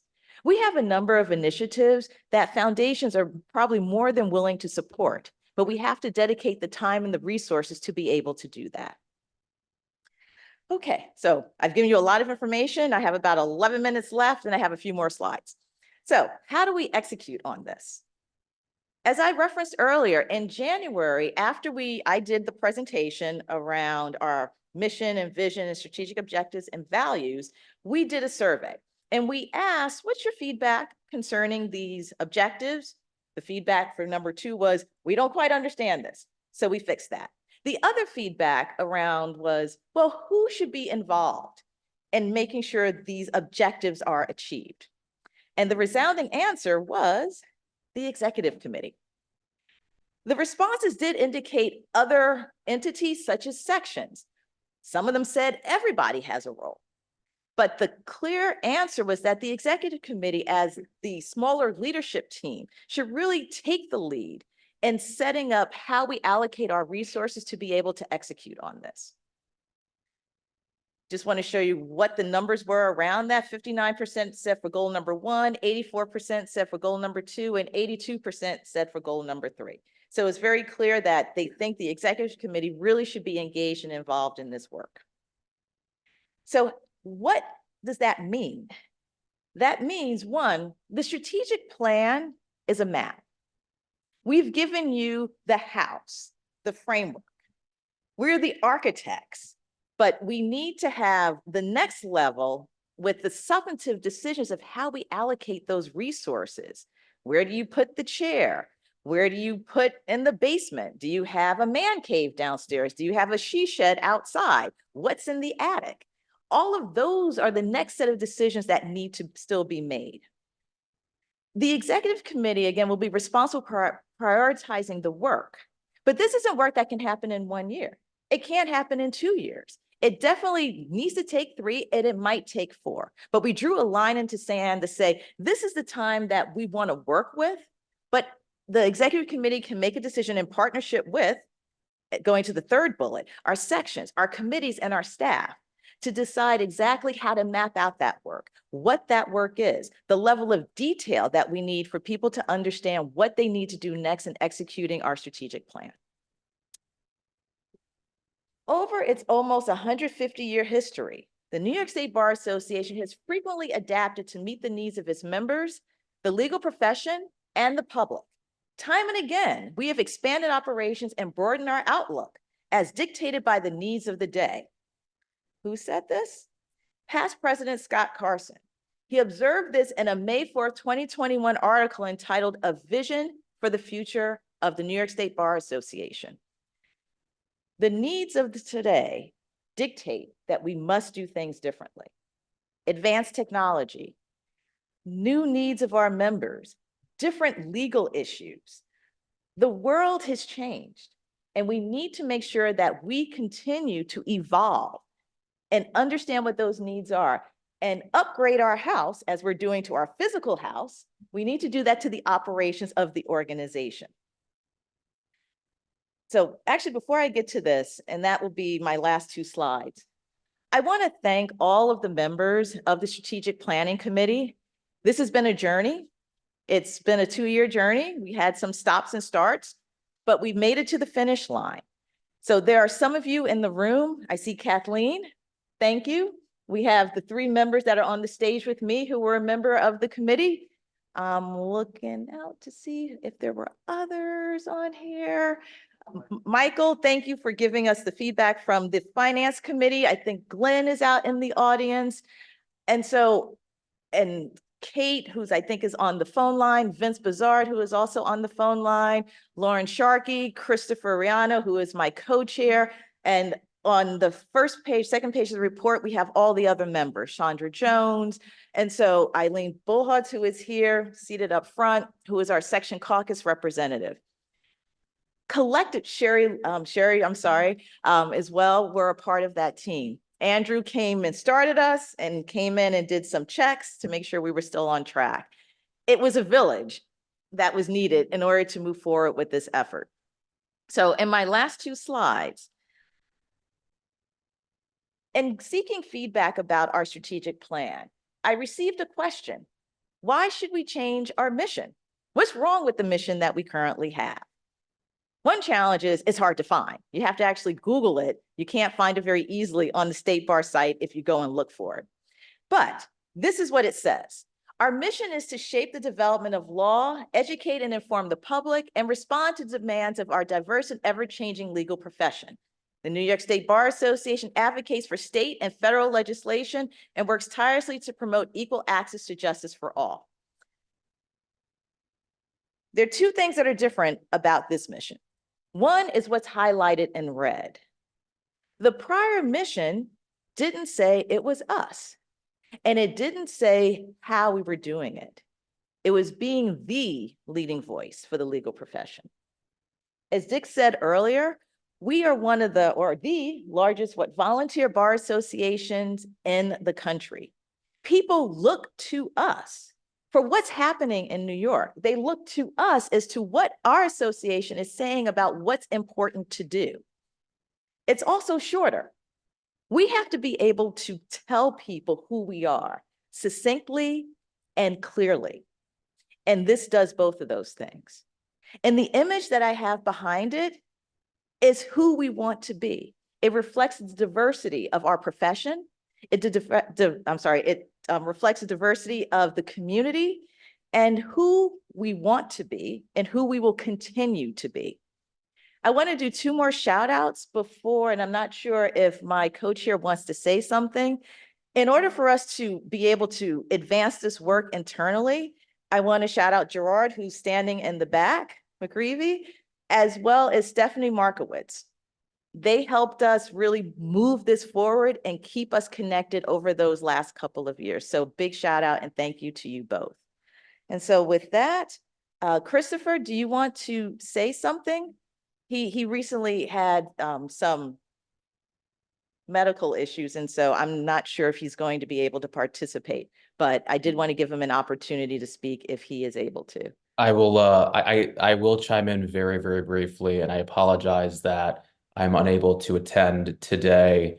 I speak to you through the haze of a lot of medication, but I am very, very grateful to have the opportunity to at least say very briefly a thanks, not only to everybody on the committee, a massive thanks to Taya for taking over these last few weeks while I had to undergo a couple different things. But most importantly, I want to thank both those on the committee, but also folks who have chimed in, who have been leaders in the bar for many, many, many years. I'm thinking of folks like Hank Greenberg, who really helped hone in on some of the work that's been done previously that I think is key to encapsulating any strategic vision and plan like this. No strategy is an island. These types of works must be arcs that are continuous, that look at the past, look at the present, and look at the future. And I'm just very, very grateful for all of the feedback that we've received. And like Taya said, I think one of the key pieces here is that this is not an end point. This is not a starting point. This is not a midpoint. This is a way to show where the organization really has an opportunity to flourish going forward. And for that, obviously, we have all the leadership to thank: Dominic, Dick, and everybody else who's had a massive influence on this. Kathleen Sweet's texting me right now. So obviously, Kathleen, and I just wanted to say thank you to everybody who has been a massive part of the last few years of putting this together. Okay, so with that being said, we stand open for questions.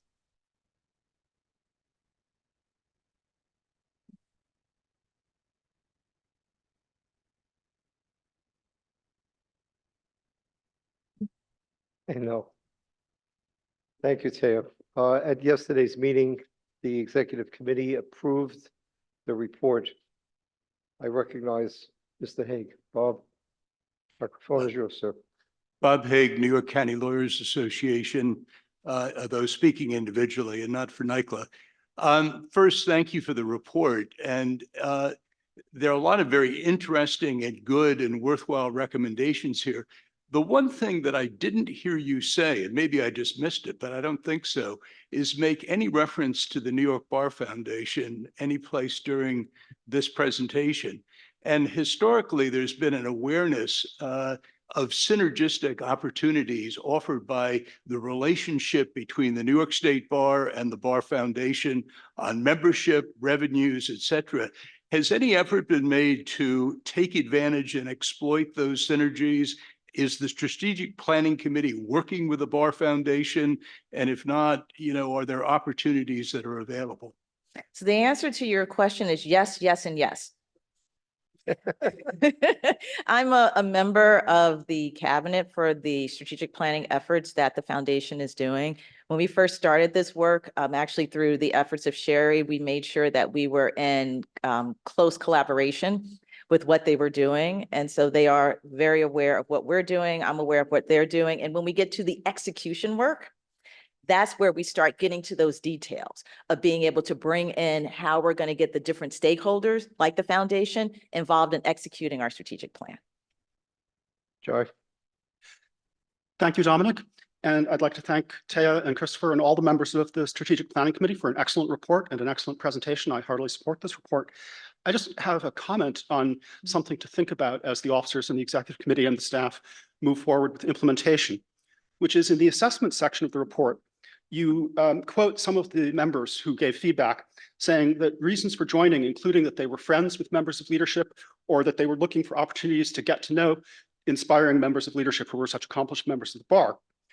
Then you also note that we got feedback that people think that getting into the leadership pipeline is very difficult and they don't know the process.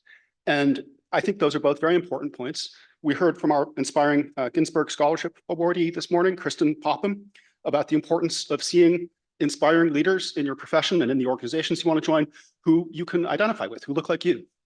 And so I think we should make a connection between the need for inspiring leaders who look like you and what's going to encourage people to join.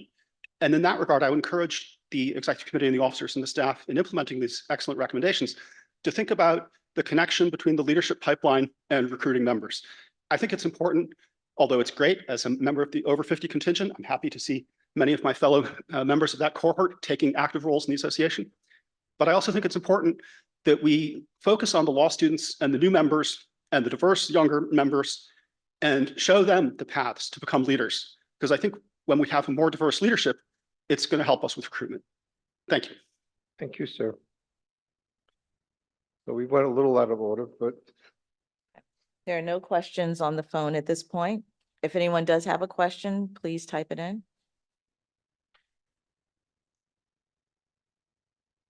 seeing none, Mo, there are none. I don't see any on the phone either, Dom.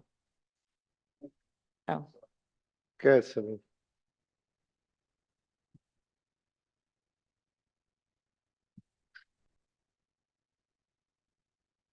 I'm always hesitant.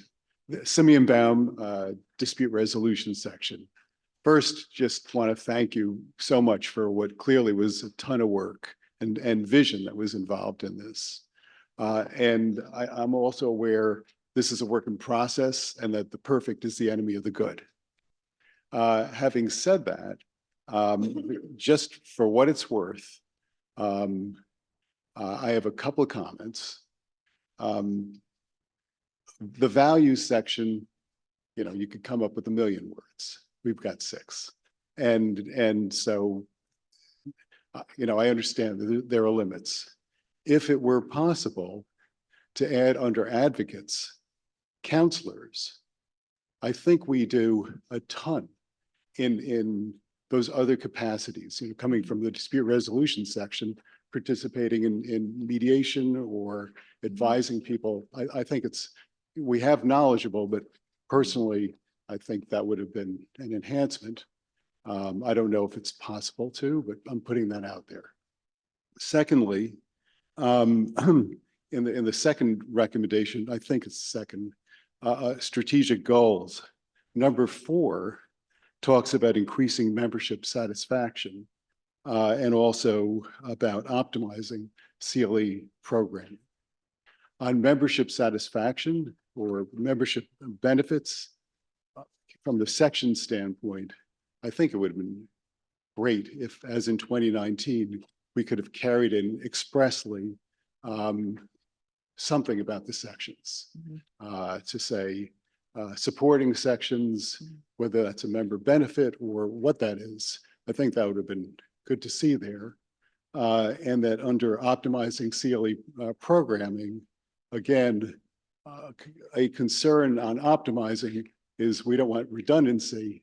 From my standpoint, redundancy with section programs and meetings is good. It's community building, leadership opportunities for people to progress professionally.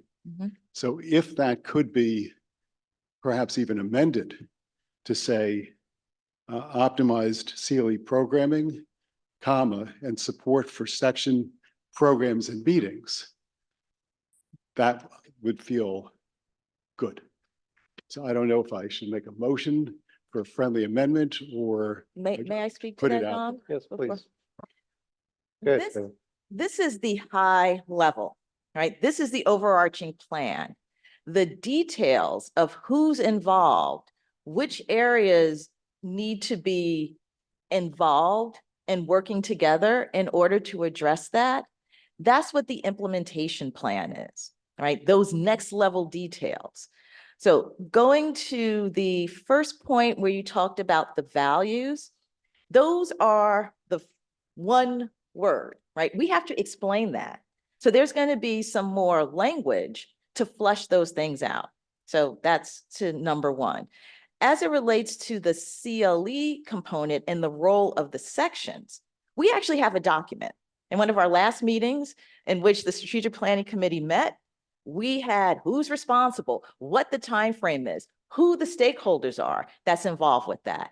You know, as I said earlier, Eileen was the representative from the section caucus, and she made sure section caucus, section. So the sections are very well represented in the draft implementation plan that we have to share with the executive committee. So this is meant to give you the frame, right? The things you're talking about are the details, right? And the next group, the executive committee, whoever are chosen from that committee in order to be able to work with the sections and the committees and the staff, they're going to look at the plan, the next level plan that we have, and flush those details out. So those details that you're talking about are there. But here it's, we want you to look at the framework and say, you know what? Yes, this is a framework that makes sense. And the executive committee will fill in those other details. So I don't think we need to have an amendment to that, because that's going to be the next level of detail that will come back to the group. So just for clarity, the friendly amendment here is rejected? Correct, because I don't think it's necessary. All right. Simeon, do you wish to make a formal motion? You do not? Thank you. May I have a motion to please approve the report? May I have a second? All those in favor say aye. Okay, wait. Wait for online. Yeah, it's almost there. And that is quick. I don't, wait a minute. Okay, just wait a minute. Oh, wait, we have a question? Oh. Okay, right now, I think we're good with the online. Let me just share the results. There we go. Okay. All right. The motion has been approved. With the thanks of the House, Taya. Thank you. Excellent report and to the committees.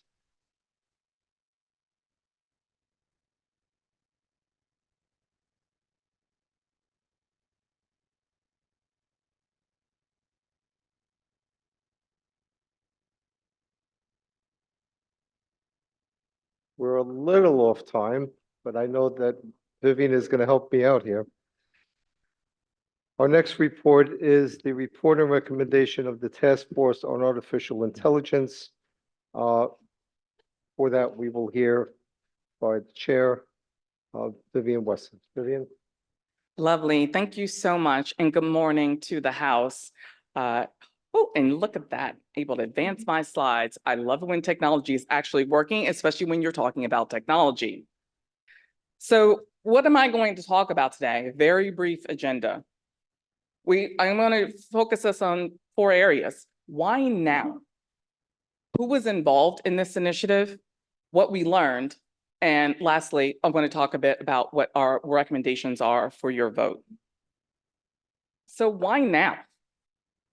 Given the rapid growth and sophistication of this particular technology, there is no other time than now to start talking about what our role is and what our responsibilities need to be with respect to artificial intelligence and the latest sort of shiny penny in the room, generative artificial intelligence. So you'll hear folks referred to as Gen AI. It's no different than when we think about the shift from the typewriter to email. I dare say there are still folks out there who are speaking into dictation machines and having their secretaries type things up for them. That's not embracing the technology, one of which it has been around for so long. Worse, this is a technology that has made leaps and bounds into and big splashes. We'll talk about Mata Bianca. But in that case, this really begs more for our immediate action. And the interaction with the legal assistant system. Well, Yeah. So when we started talking about impacts to our ethical obligations, this is the time for this bar association, the leader in this field, to make some recommendations out to our populace. This is our Promethean moment. This is our chance to capture and to maybe perhaps harness the power of this lightning that is striking. So who was involved? We had deans of law school. Why is that particularly important to me? I have a son who's thinking about law school because he's thinking about, being a basketball player for a while. Man, that just didn't work out. So going off to law school, well, what are we teaching them? What is going to be the practice of law with this new technology? What does the world now look like when we're training young minds to do research? Is the expectation that they will ignore? I remember showing my gray hairs. When you were shepherdizing cases, you were shepherdizing cases. You were in the library, you were pulling books off shelves. Books off shelves? Like this modern era will say, you would actually be committing malpractice if you were relying just on a textbook on a shelf. That's just where we are. So we need to have also practitioners in the technology at our table to talk about what do they see? How are they interacting with it? How are they developing it and getting comfort with it? So we have those who are enthusiastically endorsing, and it's like, let's deploy, let's do this right now. And then there are those who are wary of the risks. Why be wary? This is now something new for which people had some immediate reliance on. No, our profession has been one of the staid and true ones that we are not adopting new technologies, sight unseen without testing and kicking tires. That's part of what our ethos is. Yet you had someone using ChatGPT to write a brief and didn't bother to site check any of the cases. Wow, that just doesn't seem like the quality of the legal profession and what we would do in using any other tool. And lastly, we needed to have the international perspective at the table. I don't care what it is that the EU may do or the New York State Bar or even the US. At the end of the day, we are in a global pool. Whatever ripples we put into our pond are going to have a massive wave effect. So let us be conscientious, let us be cautious, let us be thoughtful as we're moving toward that, but let us also make sure that we're being inclusive, because ultimately, any decisions or any recommendations that we might make are going to be looked at from a larger window and a greater purview. So what did we learn? First, we wanted to do something that I think is absolutely critical path, and that is tell you how this evolved. This is not new. This is not November of 2022 when this came about. When I'm talking about the big umbrella of artificial intelligence, this dates back to mythology. There's always been this concept of some inanimate being being able to replicate human thought. There's always been this drive, even from the government from the 50s. What if we could turn a machine to be able to have some sentient presence, to be able to think and react in real time? Well, the problem is we need to talk to you about where that is to a person. When I mention the word artificial intelligence, get that glazed over fear look. Yeah, there's that ambivalence to want to engage. And then you're saying that right as they're grabbing their smartphone and checking their smartwatch. It's ubiquitous. You've been living with this for quite some time. But now, why does this feel very different to us? So we want to talk about that and bring you into the fold of, well, what great benefits have there been in the field of medicine, in the field of law, in the field of just transportation? When you think about all the many layers in which, from a security perspective, from what we're doing societally, that AI has infiltrated, I use that word deliberately, as part of that. But we also have been cognizant of the risks. We're talking about not just from the legal industry perspective, but the risks of the unconscious biases that go into it. You hear the expression garbage in, garbage out. The problem here is that we're talking about a technology for which we are not really comfortable with the data on which it has been trained. We're not comfortable with where the output is. We live in, especially our profession, in a trust but verify format. We're not going to change that. So we really talked about impact to the legal profession. Our rules of professional conduct are a North Star. Those are our guiding principles that no matter what technology, no matter what has come next, no matter what will come after, those are the things that we're always going to focus on. Those are our North Star that will always guide us to make sure that first, be competent, care about your clients, care about the scope of your representation, care about due diligence, care about confidentiality. So we took a look at legislatively, where has everything been? All over the map, please. There have been laws placed, and the problem with any of that is it's the whack-a-mole approach.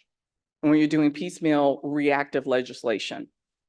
So our recommendations really fold in these proposed guidelines, and I'd like to share those four with you now. Number one, I'd like us today to adopt those guidelines. They have the ethical focus about which I just spoke. Why that ethical focus? What is Rule 1.1?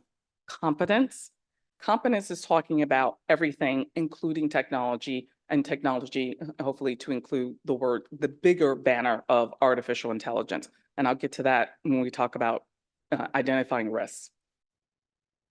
We also need, in order for an implementation to happen for that, to have a standing committee to update them. In getting back some of your feedback, I noted that there was probably a technology committee at every single section and committee. Wow. Would it be wonderful if we put together in a room that collective brain trust and have them start focusing on, like, here's where we are, here are how we're going to update the guidelines. Here's what's happening in all of these other states, some of which we need to emulate, some of which we're just going to learn from, wait and see approach. And also, how are we going to define these programs and implement workshops? So I want people to start touching these products, being very familiar with them, to speak to them much as my 20-year-old would in the comfort from an iPhone generation. We need to be able to bring the industry here outside of the realm of fear, past the realm of science fiction, and into the world of science fact. Also, the focus on education.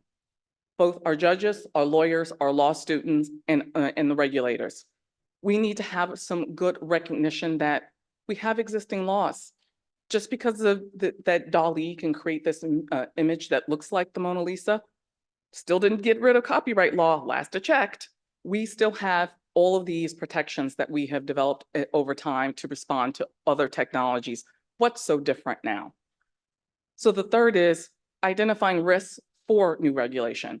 I'm looking to hopefully expand the Common 8 to Rule RPC 1.1, and that is to say, competence means that you understand what is happening. So I had some feedback to say, no.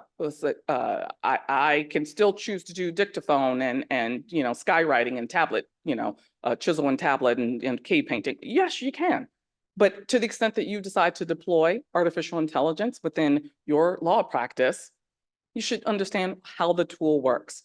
And I dare say if you're using Microsoft or Westlaw, LexisNexis, they all include an element of AI now.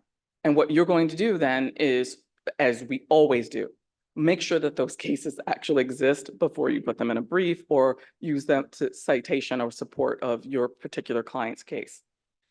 Once we conduct this sort of risk assessment across the globe, this will be an easier element for us to say, does this risk respond to a law that already is on the books? Or do we need to really create something new because it's something new that we care about? And that's why the last recommendation involves the examination of the function of law and lawyers in AI governance. What do we care about? What are the higher risk elements that we should make sure we're governing? AI now is having an impact on almost every aspect where we think about our society. Who gets a loan? Who gets hired? Who can own property? There's so many elements that we care about that we want to make sure, to the extent that someone is using a tool that has within it this black box element and that we are not quite certain what that might look like, lawyers should be weighing into that fray. We should be designing what that governance looks like and deciding over this line we shall not cross. So we'll do that probably in some piecemeal fashion. And in some ways, we're probably going to have to take a very comprehensive approach of getting our arms around, let's say, my favorite Dolan, who decided, oh, I'm just going to bar all lawyers who decide to lit against me from Madison Square Garden or Rockefeller Center. Wow, that was weaponizing facial recognition technology.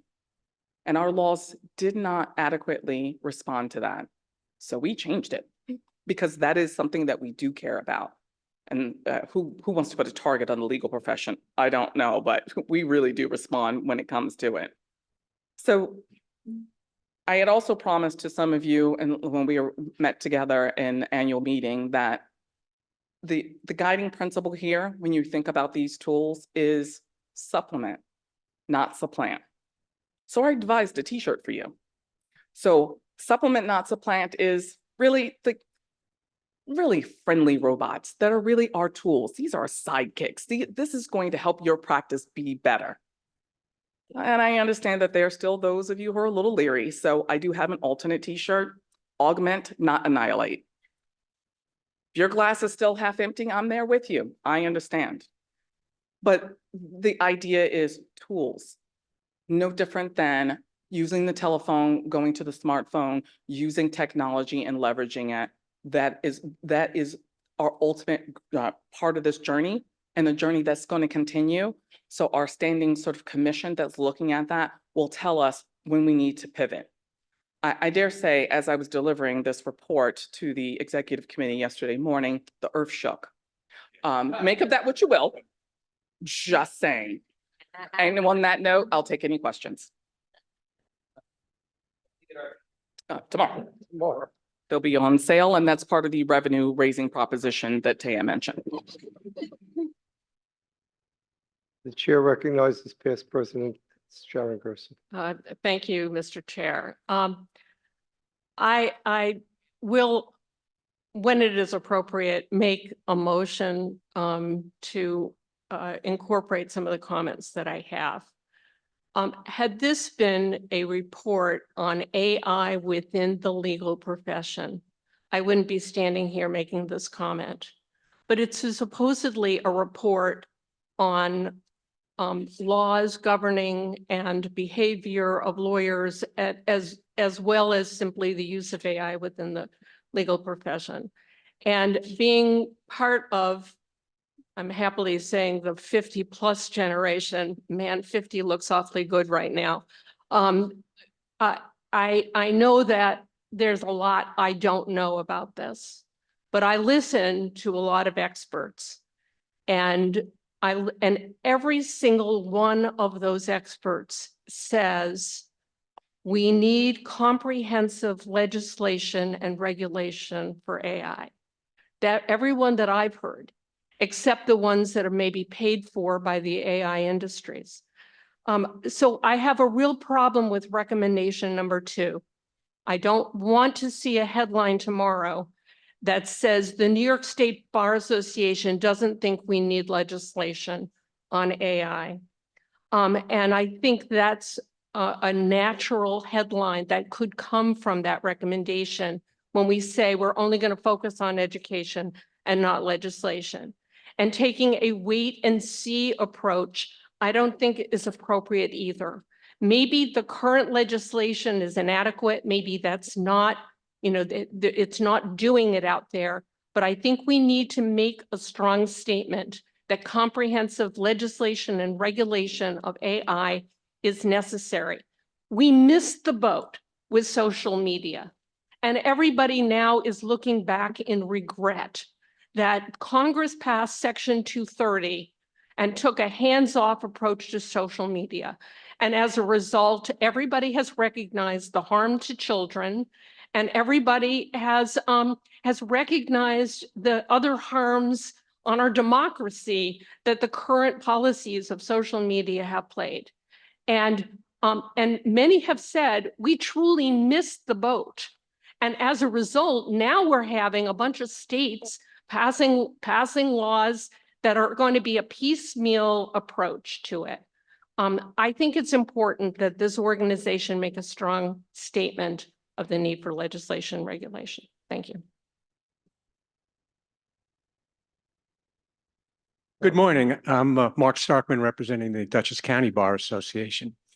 You mentioned the MATA and Avianca case. You mentioned it in your presentation, and it's in your report. Um, Everybody may not know that case by name. That's, of course, the case where the attorneys generated an AI brief, submitted it to a federal judge, and all the citations in there were just false, and the thing was wrong. They've been, the district court punished them. They've been sanctioned and fined for that. But things we know about AI is it's going to become more ubiquitous, and it's going to get smarter. It's going to get more intelligent as time goes on, and very quickly, actually, probably exponentially. And one of the attorneys who prepared the brief ultimately admitted that he just used AI. He posed the question, you know, I'm paraphrasing because I wasn't there, but he posed the question, give me a brief on the statute of limitations as it applies to the Montreal Convention. And it spit out a brief for him, however many pages he had asked for. At some point, when you say those words, it's going to print out a good brief with correct law citations in it. And that's fine. You know, lots of courts have said, if you're going to do that, at least let us know that it's AI and that you checked it and things like that. But if an attorney can say one sentence and get a 20-page brief, so can anybody. And I'm not so much concerned about the unauthorized practice of law. I'm concerned about the supplanting of lawyers' ability to do this stuff. As if anybody can just walk up to their AI and ask for a brief on the statute of limitations in the Montreal Convention and get one that's workable. So hopefully that will be taken into consideration at some point, whether legislation is required or not. That's for the task force to determine. And the last thing I'll say is, before they sell out, I'd like one of each of those T-shirts in a medium, please. You got it. Thank you. Thank you, sir. The chair recognizes immediate past president. Good morning, Sherry Levin Wallach, immediate past president. First, I'd like to commend Vivian on an outstanding report and really an incredible amount of work that went into it. I also want to speak to the fact that Vivian and the task force has been reaching out across our association to all the different groups that are looking at and dealing with technology in developing that last or one of those recommendations, which talked about where we're going to go in the future, which is that we're going to hopefully have a committee or commission that incorporates all of the groups that are working on emerging technology, AI, and this is one of the main recommendations. The reason I highlight that recommendation is severalfold. This, as has been said, this technology is moving at the speed of light. And to think that this is the last report we're going to have or the last we're going to hear of it would be not realistic. The fact of the matter is this is just the beginning. And I think that this report takes us where we need to be now. I will mention, and Vivian knows this, that the Task Force on Emerging Digital Finance and Currency is finalizing their report that hopefully will be presented in June to this House. That report deals very deeply with the state of legislation and regulation in the emerging tech industry. And so it will be part of that next step, and the concerns I think that are raised will be addressed there as well. As many of us know or maybe don't know, emerging tech incorporates AI, digital currencies, Web3, blockchain, metaverse, and the like. And therefore, the idea that we can bring technology into one space and start to address the issues that are before us is very important. The last point I will make is this, and I believe it was raised, the concerns. This technology, no matter where it goes, is a tool to assist us, not a tool to replace us. And that is what is being said and being heard across the nation and the world right now. So I think the ideas here in this report that we are responsible, that we address this in a responsible way, that we learn about it is the most important beginning that we have to working with this technology and using this technology to bring us into the future. And so I commend the report as it is, and I look forward to working together with this committee and others. Thank you, Sherry.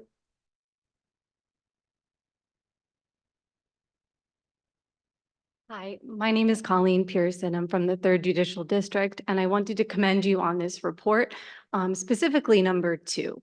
So I firmly disagree with the fact that we should jump to legislate before we educate. I worked in the legislature for many, many years before I became an attorney and while I was in law school. And I have the perspective of legislating from a non-attorney standpoint and an attorney standpoint. And I can tell you that the most dangerous thing we can do is jump to legislate without educating first. And for an association that's going to prioritize membership for 50 plus, no offense, we're going to need to educate.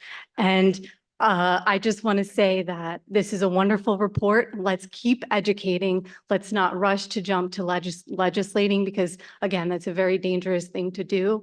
And I just want to thank you again. And I hope you will take into account the opinions of some of the younger members, which I know you do. And again, great job. Thank you so much, Thank you, Colleen. Colleen.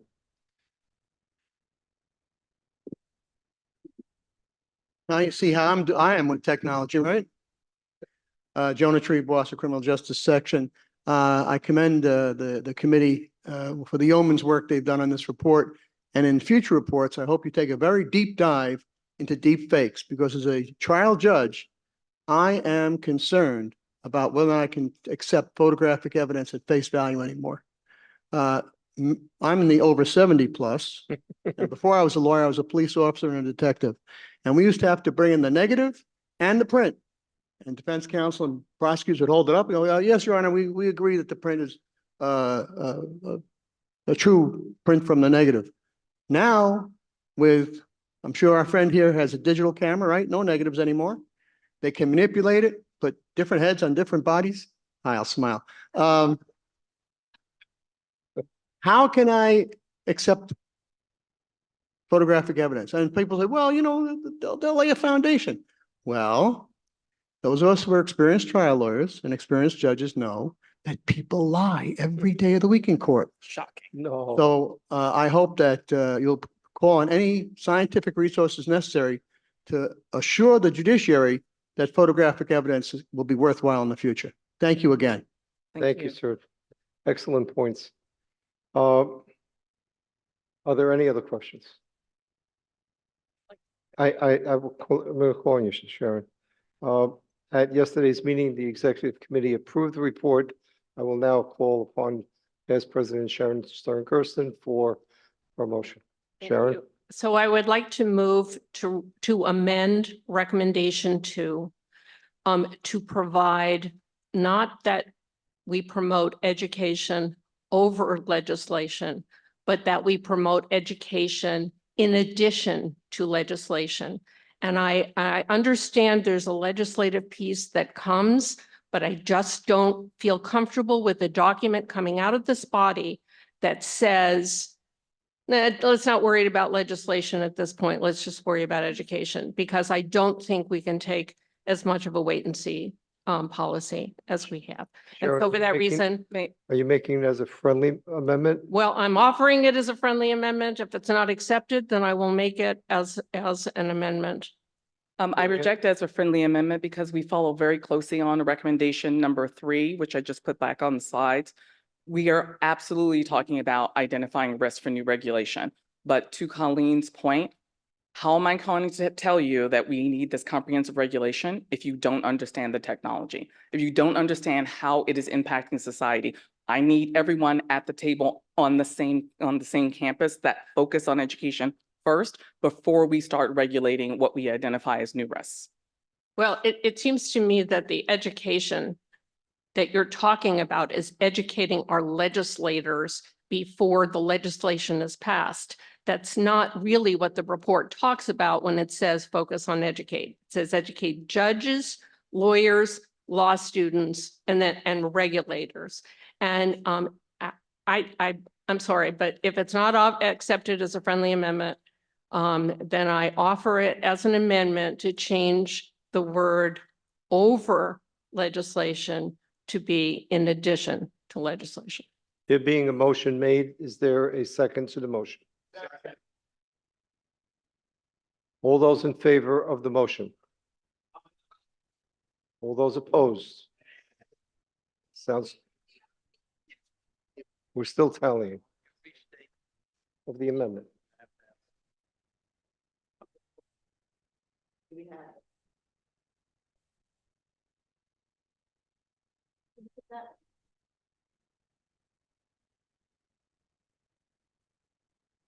What's the number, Tina?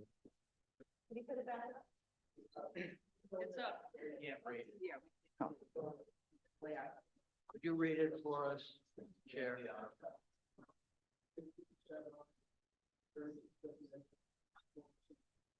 Right.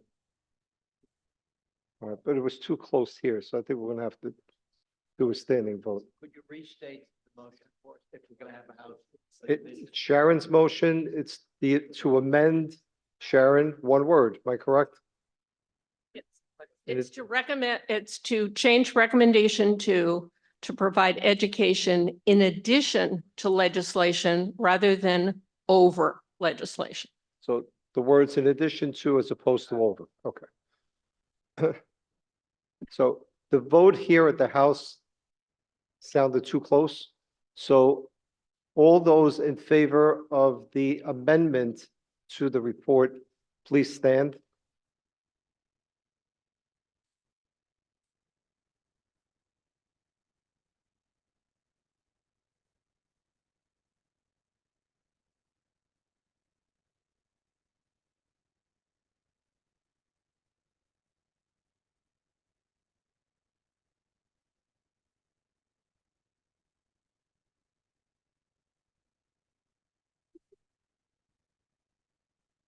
What do we have?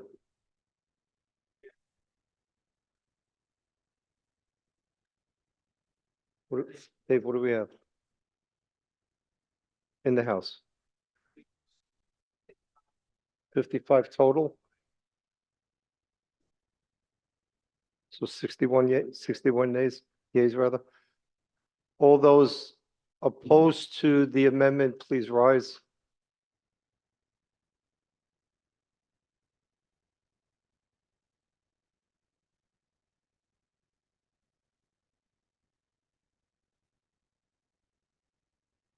How many? 40.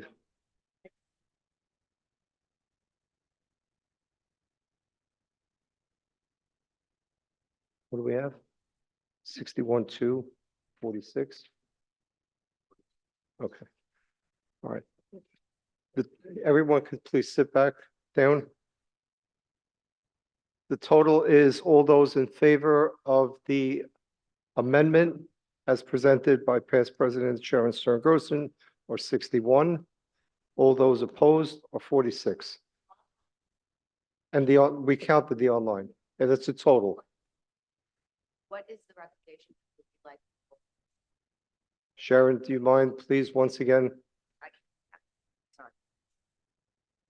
No.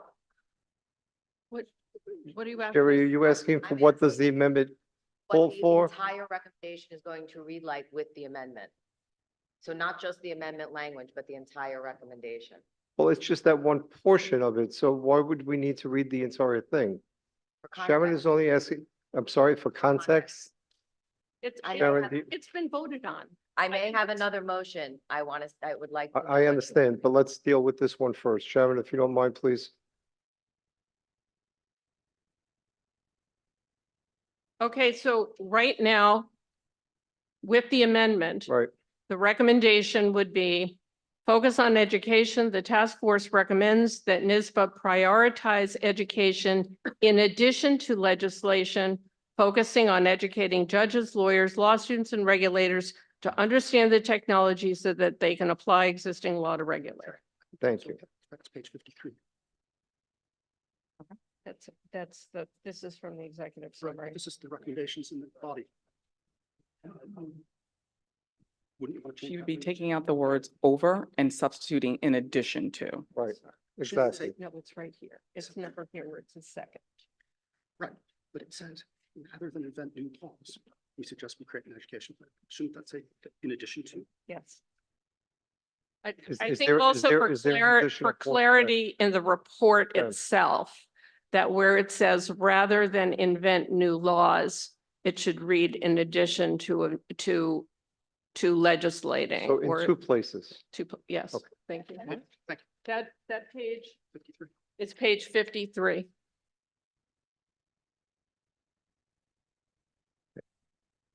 Sherry, Sorry. Sherry Levin Wallach, past president. Then for clarification, because I have a motion, but I have concern that if we say in addition to legislation, then we are saying we should legislate. And I don't believe that that is the position of the task force or our association at this point.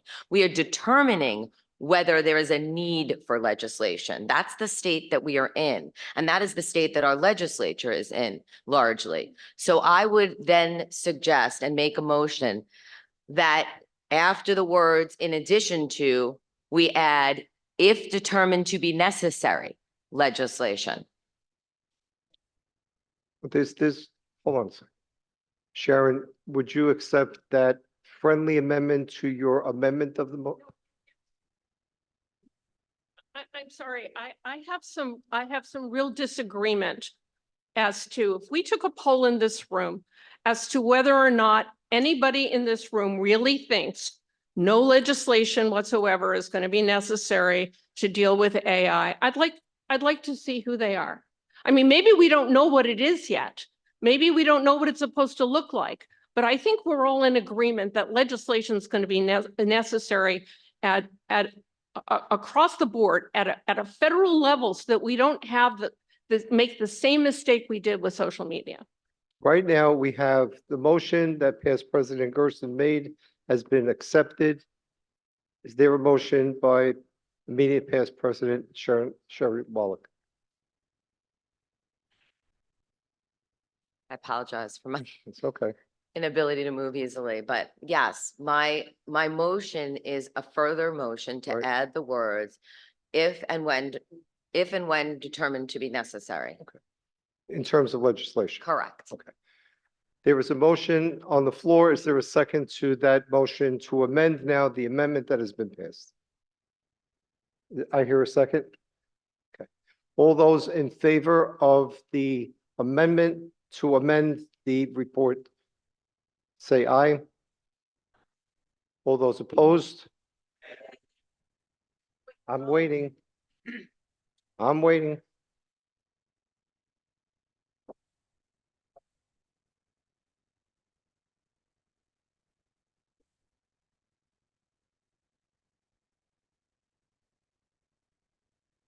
Oh. Yeah. Yeah. All right, once again, we're close. So all those in favor of the amendment to amend, please stand.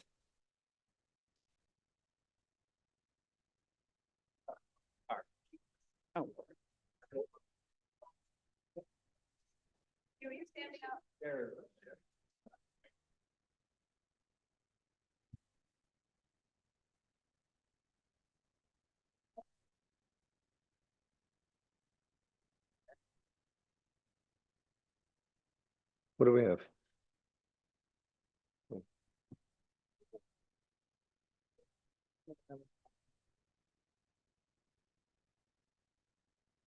$63A.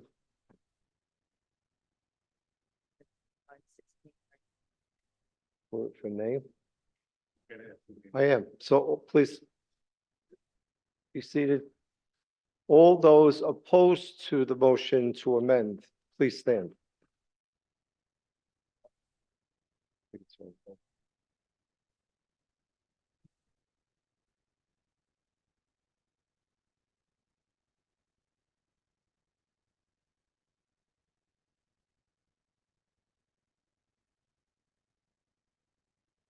$47.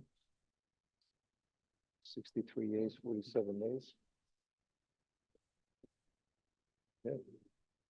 63-47, all right? Okay, so The yeas have it. I didn't get the complete count. I'll just go with what you said. 47-63. Okay, so that. So it passes. So it passes, all right? It passes. All right. 20 no? No, that's more than 20. Oh, yeah. That's, no, it's more than 20 people stand. All the nays, please stand.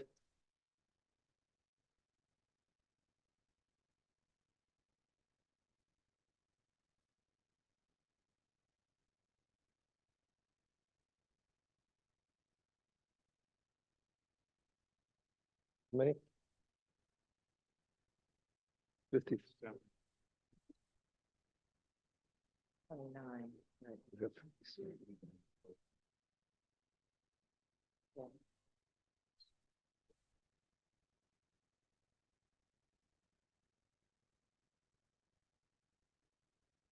Oh, so it still passes. All right, so what's the amendment? All right, please, everyone, sit back down.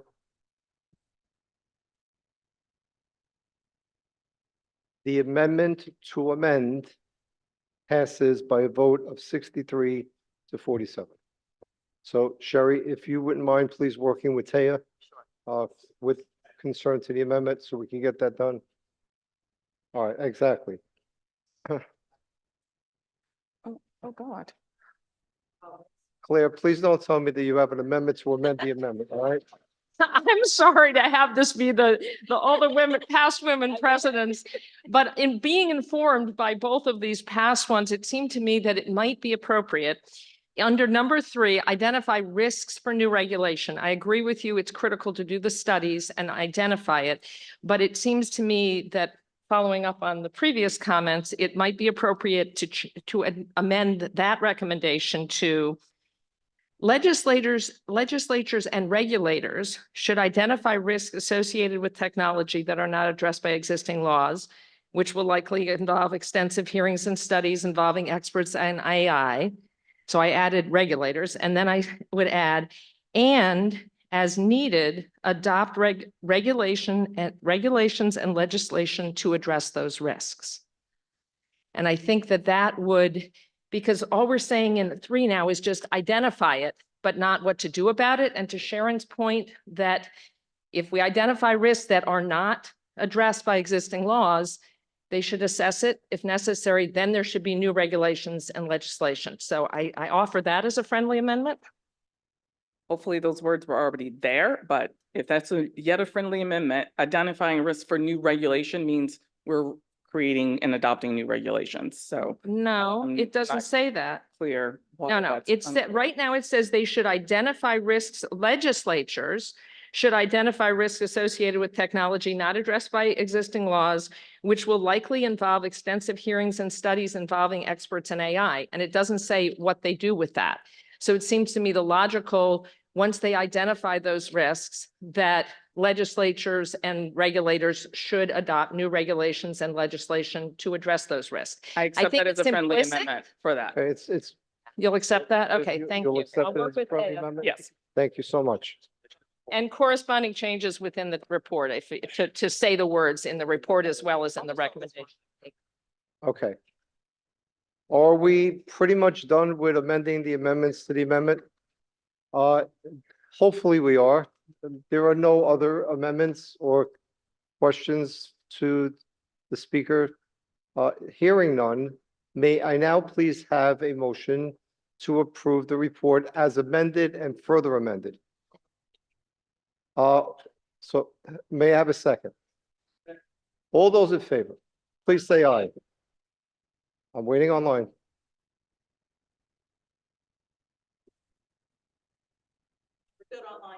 We're good online? Good. All those opposed, please indicate by saying nay. Any abstentions? I believe we finally have an approved report. Thank you. Vivian, thank you so much.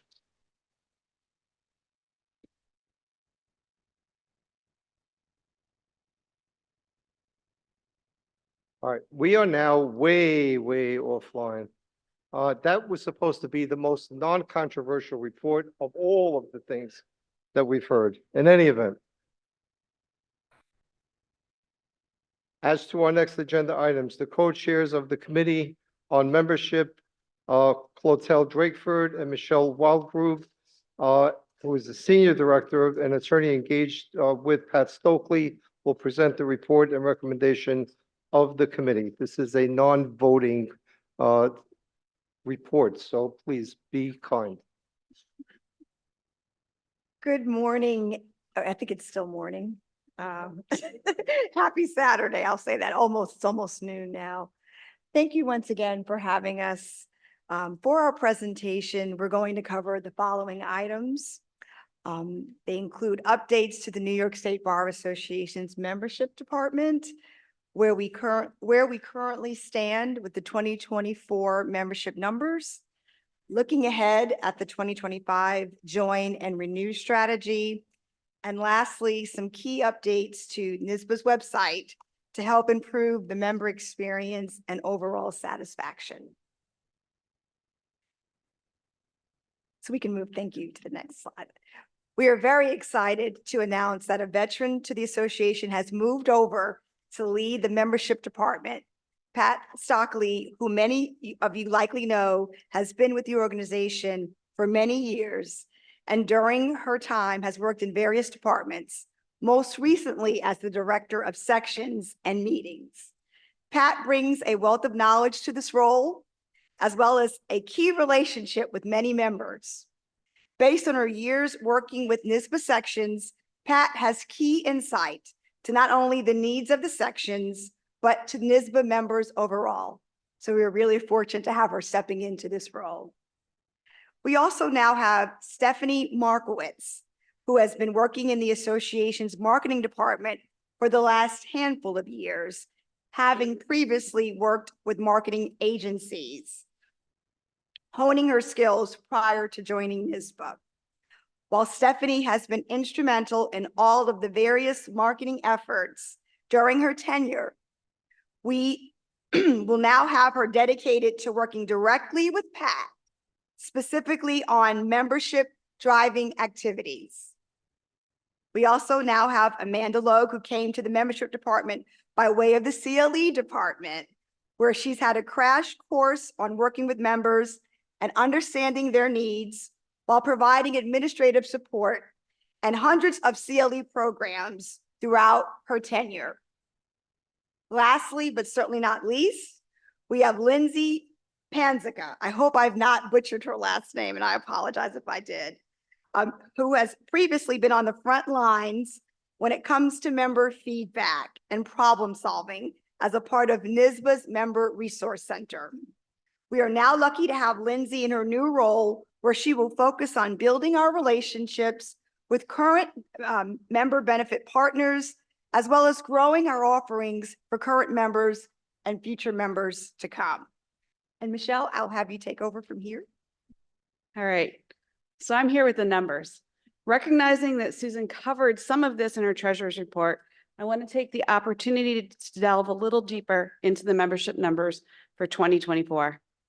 While we are still seeing year-over-year revenue deficit, there are still many reasons to celebrate, as we have recognized growth for both paid membership and free membership, as well as growth with the key demographic of newer attorneys.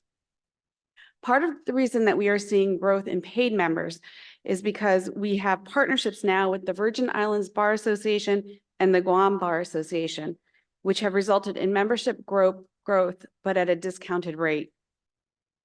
The primary reason for the decrease in membership is decrease in revenue is due to dropped members in the 7+ category. Now, granted, that is a huge range, that's 7+ up to retired members. So that represents approximately 88% of our total revenue decline. I do, however, want to point out some extremely promising news, and that's that we've had an increase of 12% in attorneys in the 1 to 2 year category.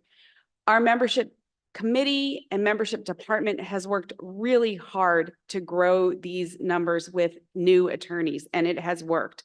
We are super excited because we believe that this creates a pipeline of new, younger attorney members that we will see for years to come. And just as a reminder, I want to remind you that free membership is comprised primarily of newly admitted attorneys and law students. We've also seen a slight dip in section membership, section revenue in membership, but it's very slight and it's almost 2% better than the year-over-year drop we saw between 2022 and 2023. I also have to say that I expect to see a huge spike in section membership with the new membership model. So I think with our subscription model, we will see increased, there's no way we won't see increased subsection membership. We're giving membership to sections away, so it will grow. Moving forward, we do have a number of initiatives already underway, hopefully contributing to us being able to close the gap in membership. Right now, it's April. As you all know, if you've been on the House for a while, April is when we see the cliff of membership. That's when we drop people who have not already renewed. So we have a drop. We are hoping that we will raise that up. And we've already seen, I think this week, the stat was 600 members, 600 new members, or not new members, but 600 people renewing who had just forgotten. You know, we experienced this, my experience here comes from the sections. In the real property law section, we look at the April numbers, we see the drops, we make the calls, we recover our people. So that's what happens with the model that we have now. We, again, hope to not see this anymore because the only reason with the subscription model that we think people will sort of run out of renewal will be when their credit card expires. And of course, we will be on top of that too. And we will be reminding people that their credit cards are about to expire. So I'm happy to say that I think that the numbers next year will eclipse the numbers that we have this year. We've also seen glimmers of success with leveraging a free cybersecurity credit during the renewal process, as well as positioning discounted bridging the gap registration to newly admitted attorneys. This resulted in almost 650 attorneys renewing or upgrading, so we will continue that program. In an effort to partner with more firms and promote NYSBA's value prior to the new membership model launch, we are also working on an enterprise campaign that would see larger firms signing up their attorneys for a prorated period during 2024 and eventually signing them up for a full year membership in 2025. Finally, we are also looking at why we have the decrease in membership and drops from 7+ year attorneys. And we're working to anticipate future losses and to do what we can to, of course, stave that off, and hopefully people will stop dropping in that category. So we want to increase that membership. So I'm just going to say to all of you, membership is a priority of the association. We saw from the strategic plan that it's super important. If you know people who you think should join or who aren't members, please invite them. That's a huge, huge reason why people join, because somebody asked them. So please be that person to ask. All right, so slide 6. While we are looking at membership and the commitment that we're making to membership, we had put out an RFP in the fall of 2023 to hire a group to help us augment our existing resources and implement a strategy so that we could better position ourselves with a strong member value proposition for varying audiences, and to help us educate our members and non-members alike on the upcoming change to our membership model. We want everybody to know about the subscription model. To that end, we have recently, at the end of February, signed a contract with the Martin Group. The Martin Group is going to work with us to market and present the new plan and to join with our forces in increasing our membership. The Martin Group comes out of, has offices in Albany, Buffalo, and Rochester, and they're a full service marketing agency. We have already completed phase 1 and phase 2. I'll just tell you as aside, and this is an aside, phase 1 they called Discovery, which made all of us sort of be concerned. So we're just calling it phase 1 and phase 2. Discovery is really learning about us. But when we saw that we were engaging in Discovery, we thought, what are we doing here? At any rate, the Martin Group is engaged, and we are looking forward to continuing our work with them. I just was asked a quick question, so I'm going to answer it as we go, asking about what the enterprise campaign entails. That entails working with, again, law firms to have entire law firms join. We've had this in the past, but we are looking at this on a greater scale. So we think that it has been successful in the past. Rather than have a few members of a law firm join, we'd rather get the entire firm on board. So essentially, at a increased rate of having firms have members join their associates and what have you, as opposed to one at a time, essentially. And the last, but I'm certain that this is of paramount concern with regard to an update, is where we are with our website. We are currently making improvements after receiving feedback, and we are continuing, obviously, to make improvements in tandem with the launch of the new membership model. So we understand that this is an overarching value proposition for the association, that our members are able to access and enjoy and utilize the website. So we are continuing to incorporate the improvements as we get also feedback from you all. So thank you. Are there any other questions? Thank you for your time.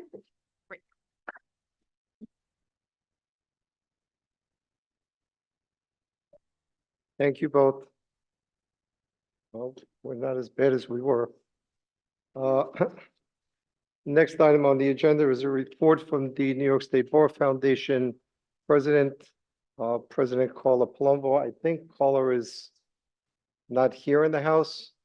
No, Correct. she's online. Okay. Carla, if you can hear me, the floor is yours. Thank you. Can everybody hear me?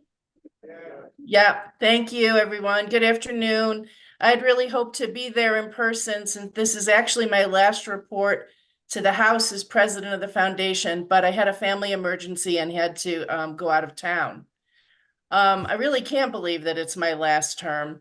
It has been an absolute honor to serve this foundation and all of you over the past 3 years. I believe that the foundation and the association are strong and, sorry, I'm in the dark. Okay, maybe if I move back. Okay. Are strong and valuable partners who together will continue to grow and advance justice in our communities. I'm also thrilled that I will be turning over the reins of the foundation to Justice Cheryl Chambers as president and Dave Schraver as vice president in June. Justice Chambers is an integral member of the association and the foundation, and I would like to say that I could not have served in my role without her wise advice and support. I'm confident that she, Dave Schraver, our incredible board, and incredible staff will continue to move the needle forward on critical work of the foundation, continue to implement the visioning recommendations, and work on our successful blueprint for the foundation's future. Just a couple of items that I'd like to reflect on. My term as president began during one of the most challenging times that faced our profession. We were right at the end of the COVID pandemic. This forced us to look at new ways to advance and do business. And your support as fellows, donors, and NYSBA members helped us move a new direction and keep us on course to fulfill our mission. The foundation remains solid and viable because of you and your support. And our work to advance justice across the state continues to grow. Here are some of the key highlights of my time as president. We presented over $1.7 million in grants, serving over 2 million people throughout New York State. These are grants that help provide life-changing legal support and advocacy.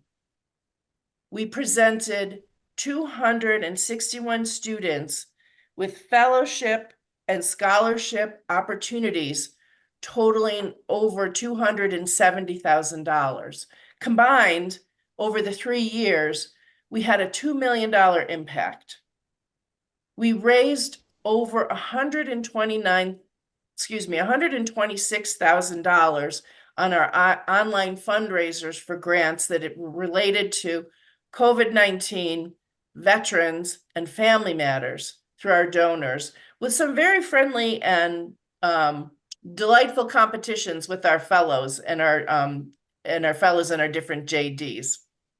We're grateful that we had the opportunity to participate with the association's presidential galas and provide some entertaining fundraising auctions in both 2023 and 2024. Serving as president for the past 3 years gave me a new perspective on how much the foundation has accomplished and can continue to grow. It offered opportunities to meet and speak with many of you about the legal profession, share concerns about the need for legal support for the indigent, and work with some of the best leaders in our profession, and as well as our invaluable foundation staff. The foundation funds essential programs, supports the Bar Association's initiatives, creates fellowships for law students, and allows organizations to leverage your support for additional resources. I'm incredibly proud of the foundation's partnership initiatives with the association.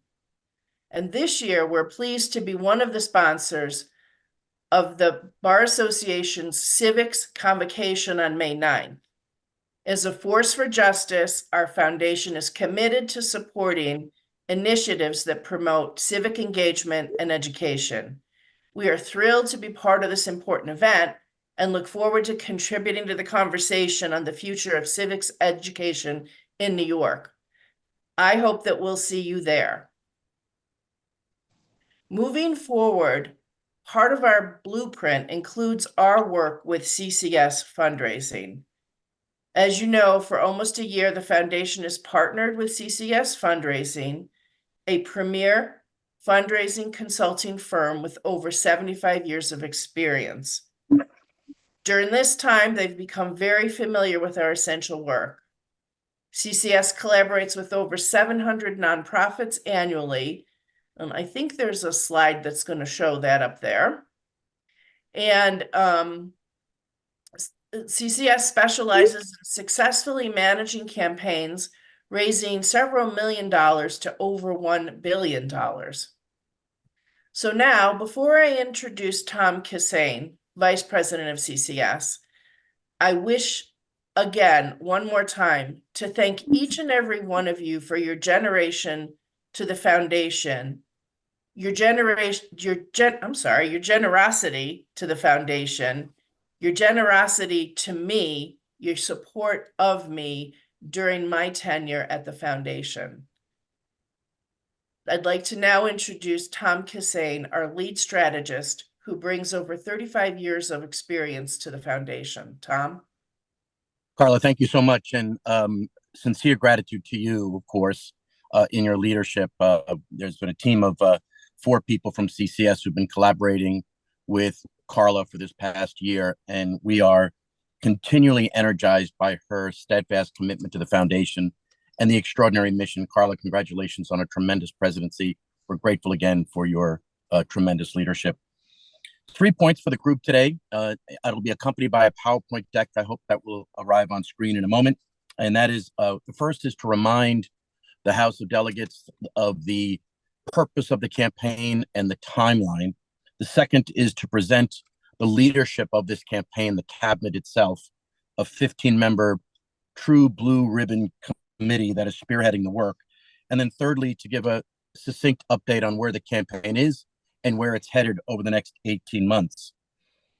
The campaign, as many of you will remember, is focusing on strengthening the mission of the foundation, building upon its strategic planning to grow the grants for the foundation, to double the grants annually, in fact, so that we have a significant demonstration of impact over the next several years, doubling those in New York that will be served by this expansion of the grant program, satisfied through all of your tremendous generosity.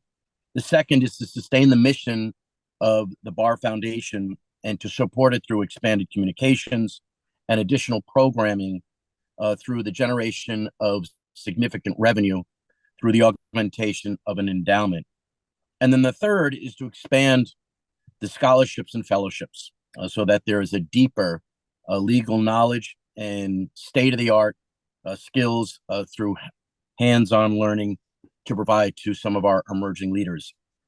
The campaign is a 2-year initiative.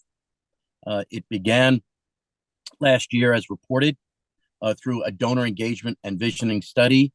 Many have participated. More than 400 members offered candid advice to us to shape the case, to recommend leadership, and to put forward a plan. We're in what's referred to now as the campaign implementation stage here in April. That'll carry through the end of the year, where we continue to recruit leaders, cultivate donors, and solicit leadership gifts. And then the membership will be invited to participate, the bulk of it, toward the end of the year, so that everyone has the opportunity to support the mission of the foundation and to double its impact as you look towards a significant milestone of your 75th anniversary. The committee, the campaign cabinet, as you see on the next slide, if it's available, represents 15 members. This committee, we believe, is representative of virtually every region of the state, and of course, the different sections of this. And I'm on slide 4. For those of you who are controlling this, thank you so much. You'll note the leadership once again, of course, is Carla, Judge Chambers, Deb, and an esteemed group of very active, thoughtful, and may I add, extremely generous. This cabinet have all been invited to participate, to make early pace-setting gifts to serve as role models to the rest of the foundation. And as you see on the next slide, slide 5, very pleased to report that as a result of their generosity, the campaign has already reached 20% of its $4 million goal, largely from the cabinet members themselves. There's no deeper sense of commitment from the cabinet that can be evidenced. It is clear, it's evident. They've endorsed the case. They've invited others to participate. They've agreed to host Zoom meetings and regional meetings. So super grateful for this cabinet for their participation. Again, 20% of the goal has been attained from just 12 gifts, which is remarkable. And virtually every one of those commitments by the cabinet members and others has been the largest commitment they've ever made to the foundation before. So they witness the unprecedented value of this campaign, and as they say, stepped up in an extraordinary way. Super grateful that we're already at 20% of the goal from literally a fraction of the membership. To give you a sense of what's next, 2 key things to report to the group on the next slide, if you don't mind, is where we're going. So you see on slide 6, for those who are controlling the slides again, we've completed a number of important operational priorities. Fundraising plan has been developed. Communication messaging has been clear. Case statement has been vetted and approved by the cabinet. Again, 15 members are serving on that cabinet right now as advisors and strategists and as key solicitors and collaborators. And we're moving ahead with a series of events, virtual and in-person events, to introduce to the full membership the value of the campaign, its merits, and its hopes outcome. So you see on slide 7, and my final 2 slides, is that in the coming weeks, you'll probably be invited to either a virtual meeting or an in-person meeting, again on slide 7. It's designed to detail more formally and in more depth the case for support, so you have a sense of the work of the foundation and its aspirations, give a report on the campaign's success to date, highlight some of the proposed outcomes, and allow donors and members to ask questions and to learn more. We're grateful for Bill Russell, who is hosting our first event on April 11. Thanks again, Bill, for your leadership. My final slide, if you don't mind, is this is obviously a quite robust association and membership. Although we have 12 commitments representing 20% of the goal already, everyone is invited to participate. The gifts to date have been significant, several 6-figure commitments, a number of planned gifts. But the ask for you today, as you see on the final slide, slide 8, is when invited to attend an event, either in person or virtual for your convenience. Secondly, just to consider the importance of philanthropy and generosity as it relates to the purpose of the foundation as it marches towards its 75th anniversary and provides extraordinary opportunities for impact across the state. And then finally, if possible, now that we've given you the names of the 15 members, don't block them on your cell phones. Don't block them on your emails. Okay. Be open and welcoming to them because they may call you, leverage their personal relationships with you, and invite you to be part of this, whether in a further leadership role as a donor. So campaign's off to an excellent start. We're grateful for the leadership support of Judge Chambers and Carla, for Deb's operational prowess. The committee has been active. 3 things. Please accept an invitation to participate to a virtual or in-person event and to learn more about the campaign. Thanks, Carla, for the opportunity, and to the House for offering an update on the campaign. Thank you, Tom. Thank you, everybody, today. And I look forward to seeing you at our next meeting. Thank you very much, Carla. Carla, congratulations to you on a job well done as president of the foundation. Thank you. We're almost there, folks. Just a few more things. We have no new business, thank God. I want to take a moment. I know we're running a little late, but this is important. I honestly want to thank Dick, Susan, and Taya for having worked with me throughout this year. Without them, this job would not be done. I thank Dick tremendously for both his presidency, but more importantly for his friendship. So Dick, I'm going to call on you, buddy. So you keep that phone open. Please don't block me, as they were just saying. I know you will. Finally, I want to congratulate our new president-elect, Kathleen Sweet. Kathleen, I need you to come up, please.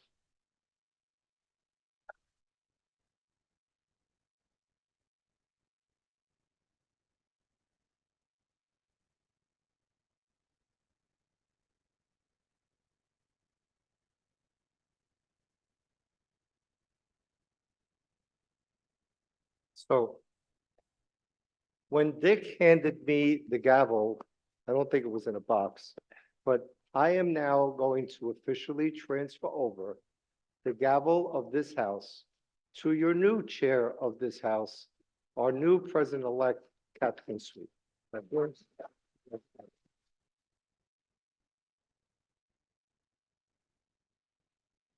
What I'm equally giving her, which I was not given, is a cheat sheet from Robert's Rules. So here it is. I wasn't given one, but I'm giving it to Kathleen. Not that she needs one. Trust me, not that she needs one. So Kathleen, with that, I would like for you to please announce as your first official duty our next meeting. Thank you. I hope there's not an amendment to the amendment to the amendment on this. I don't see that on the chart. Our next meeting is Saturday, June 8th, here at the Baar Center. Good, thank you. Thank you. And just one final note to all of you. It has been truly an honor and a privilege for this kid from Brooklyn to be able to be up here. But I'm going to tell you, never in a million years. And trust me, never in a million years would I have ever have thought that this moment would have been possible at all. So thank you all very much for your collegiality, for your cooperation, for your kind words throughout the year. And I look forward to perhaps coming up here again sometime in June and addressing you as the president. Thank you. Thank you so much.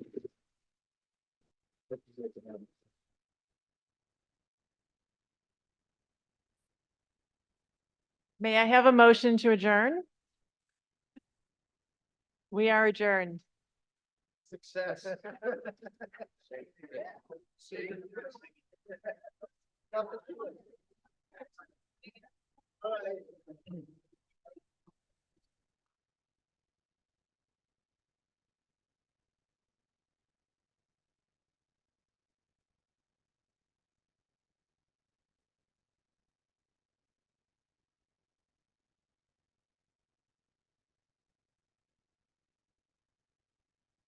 Safe travels, my friend.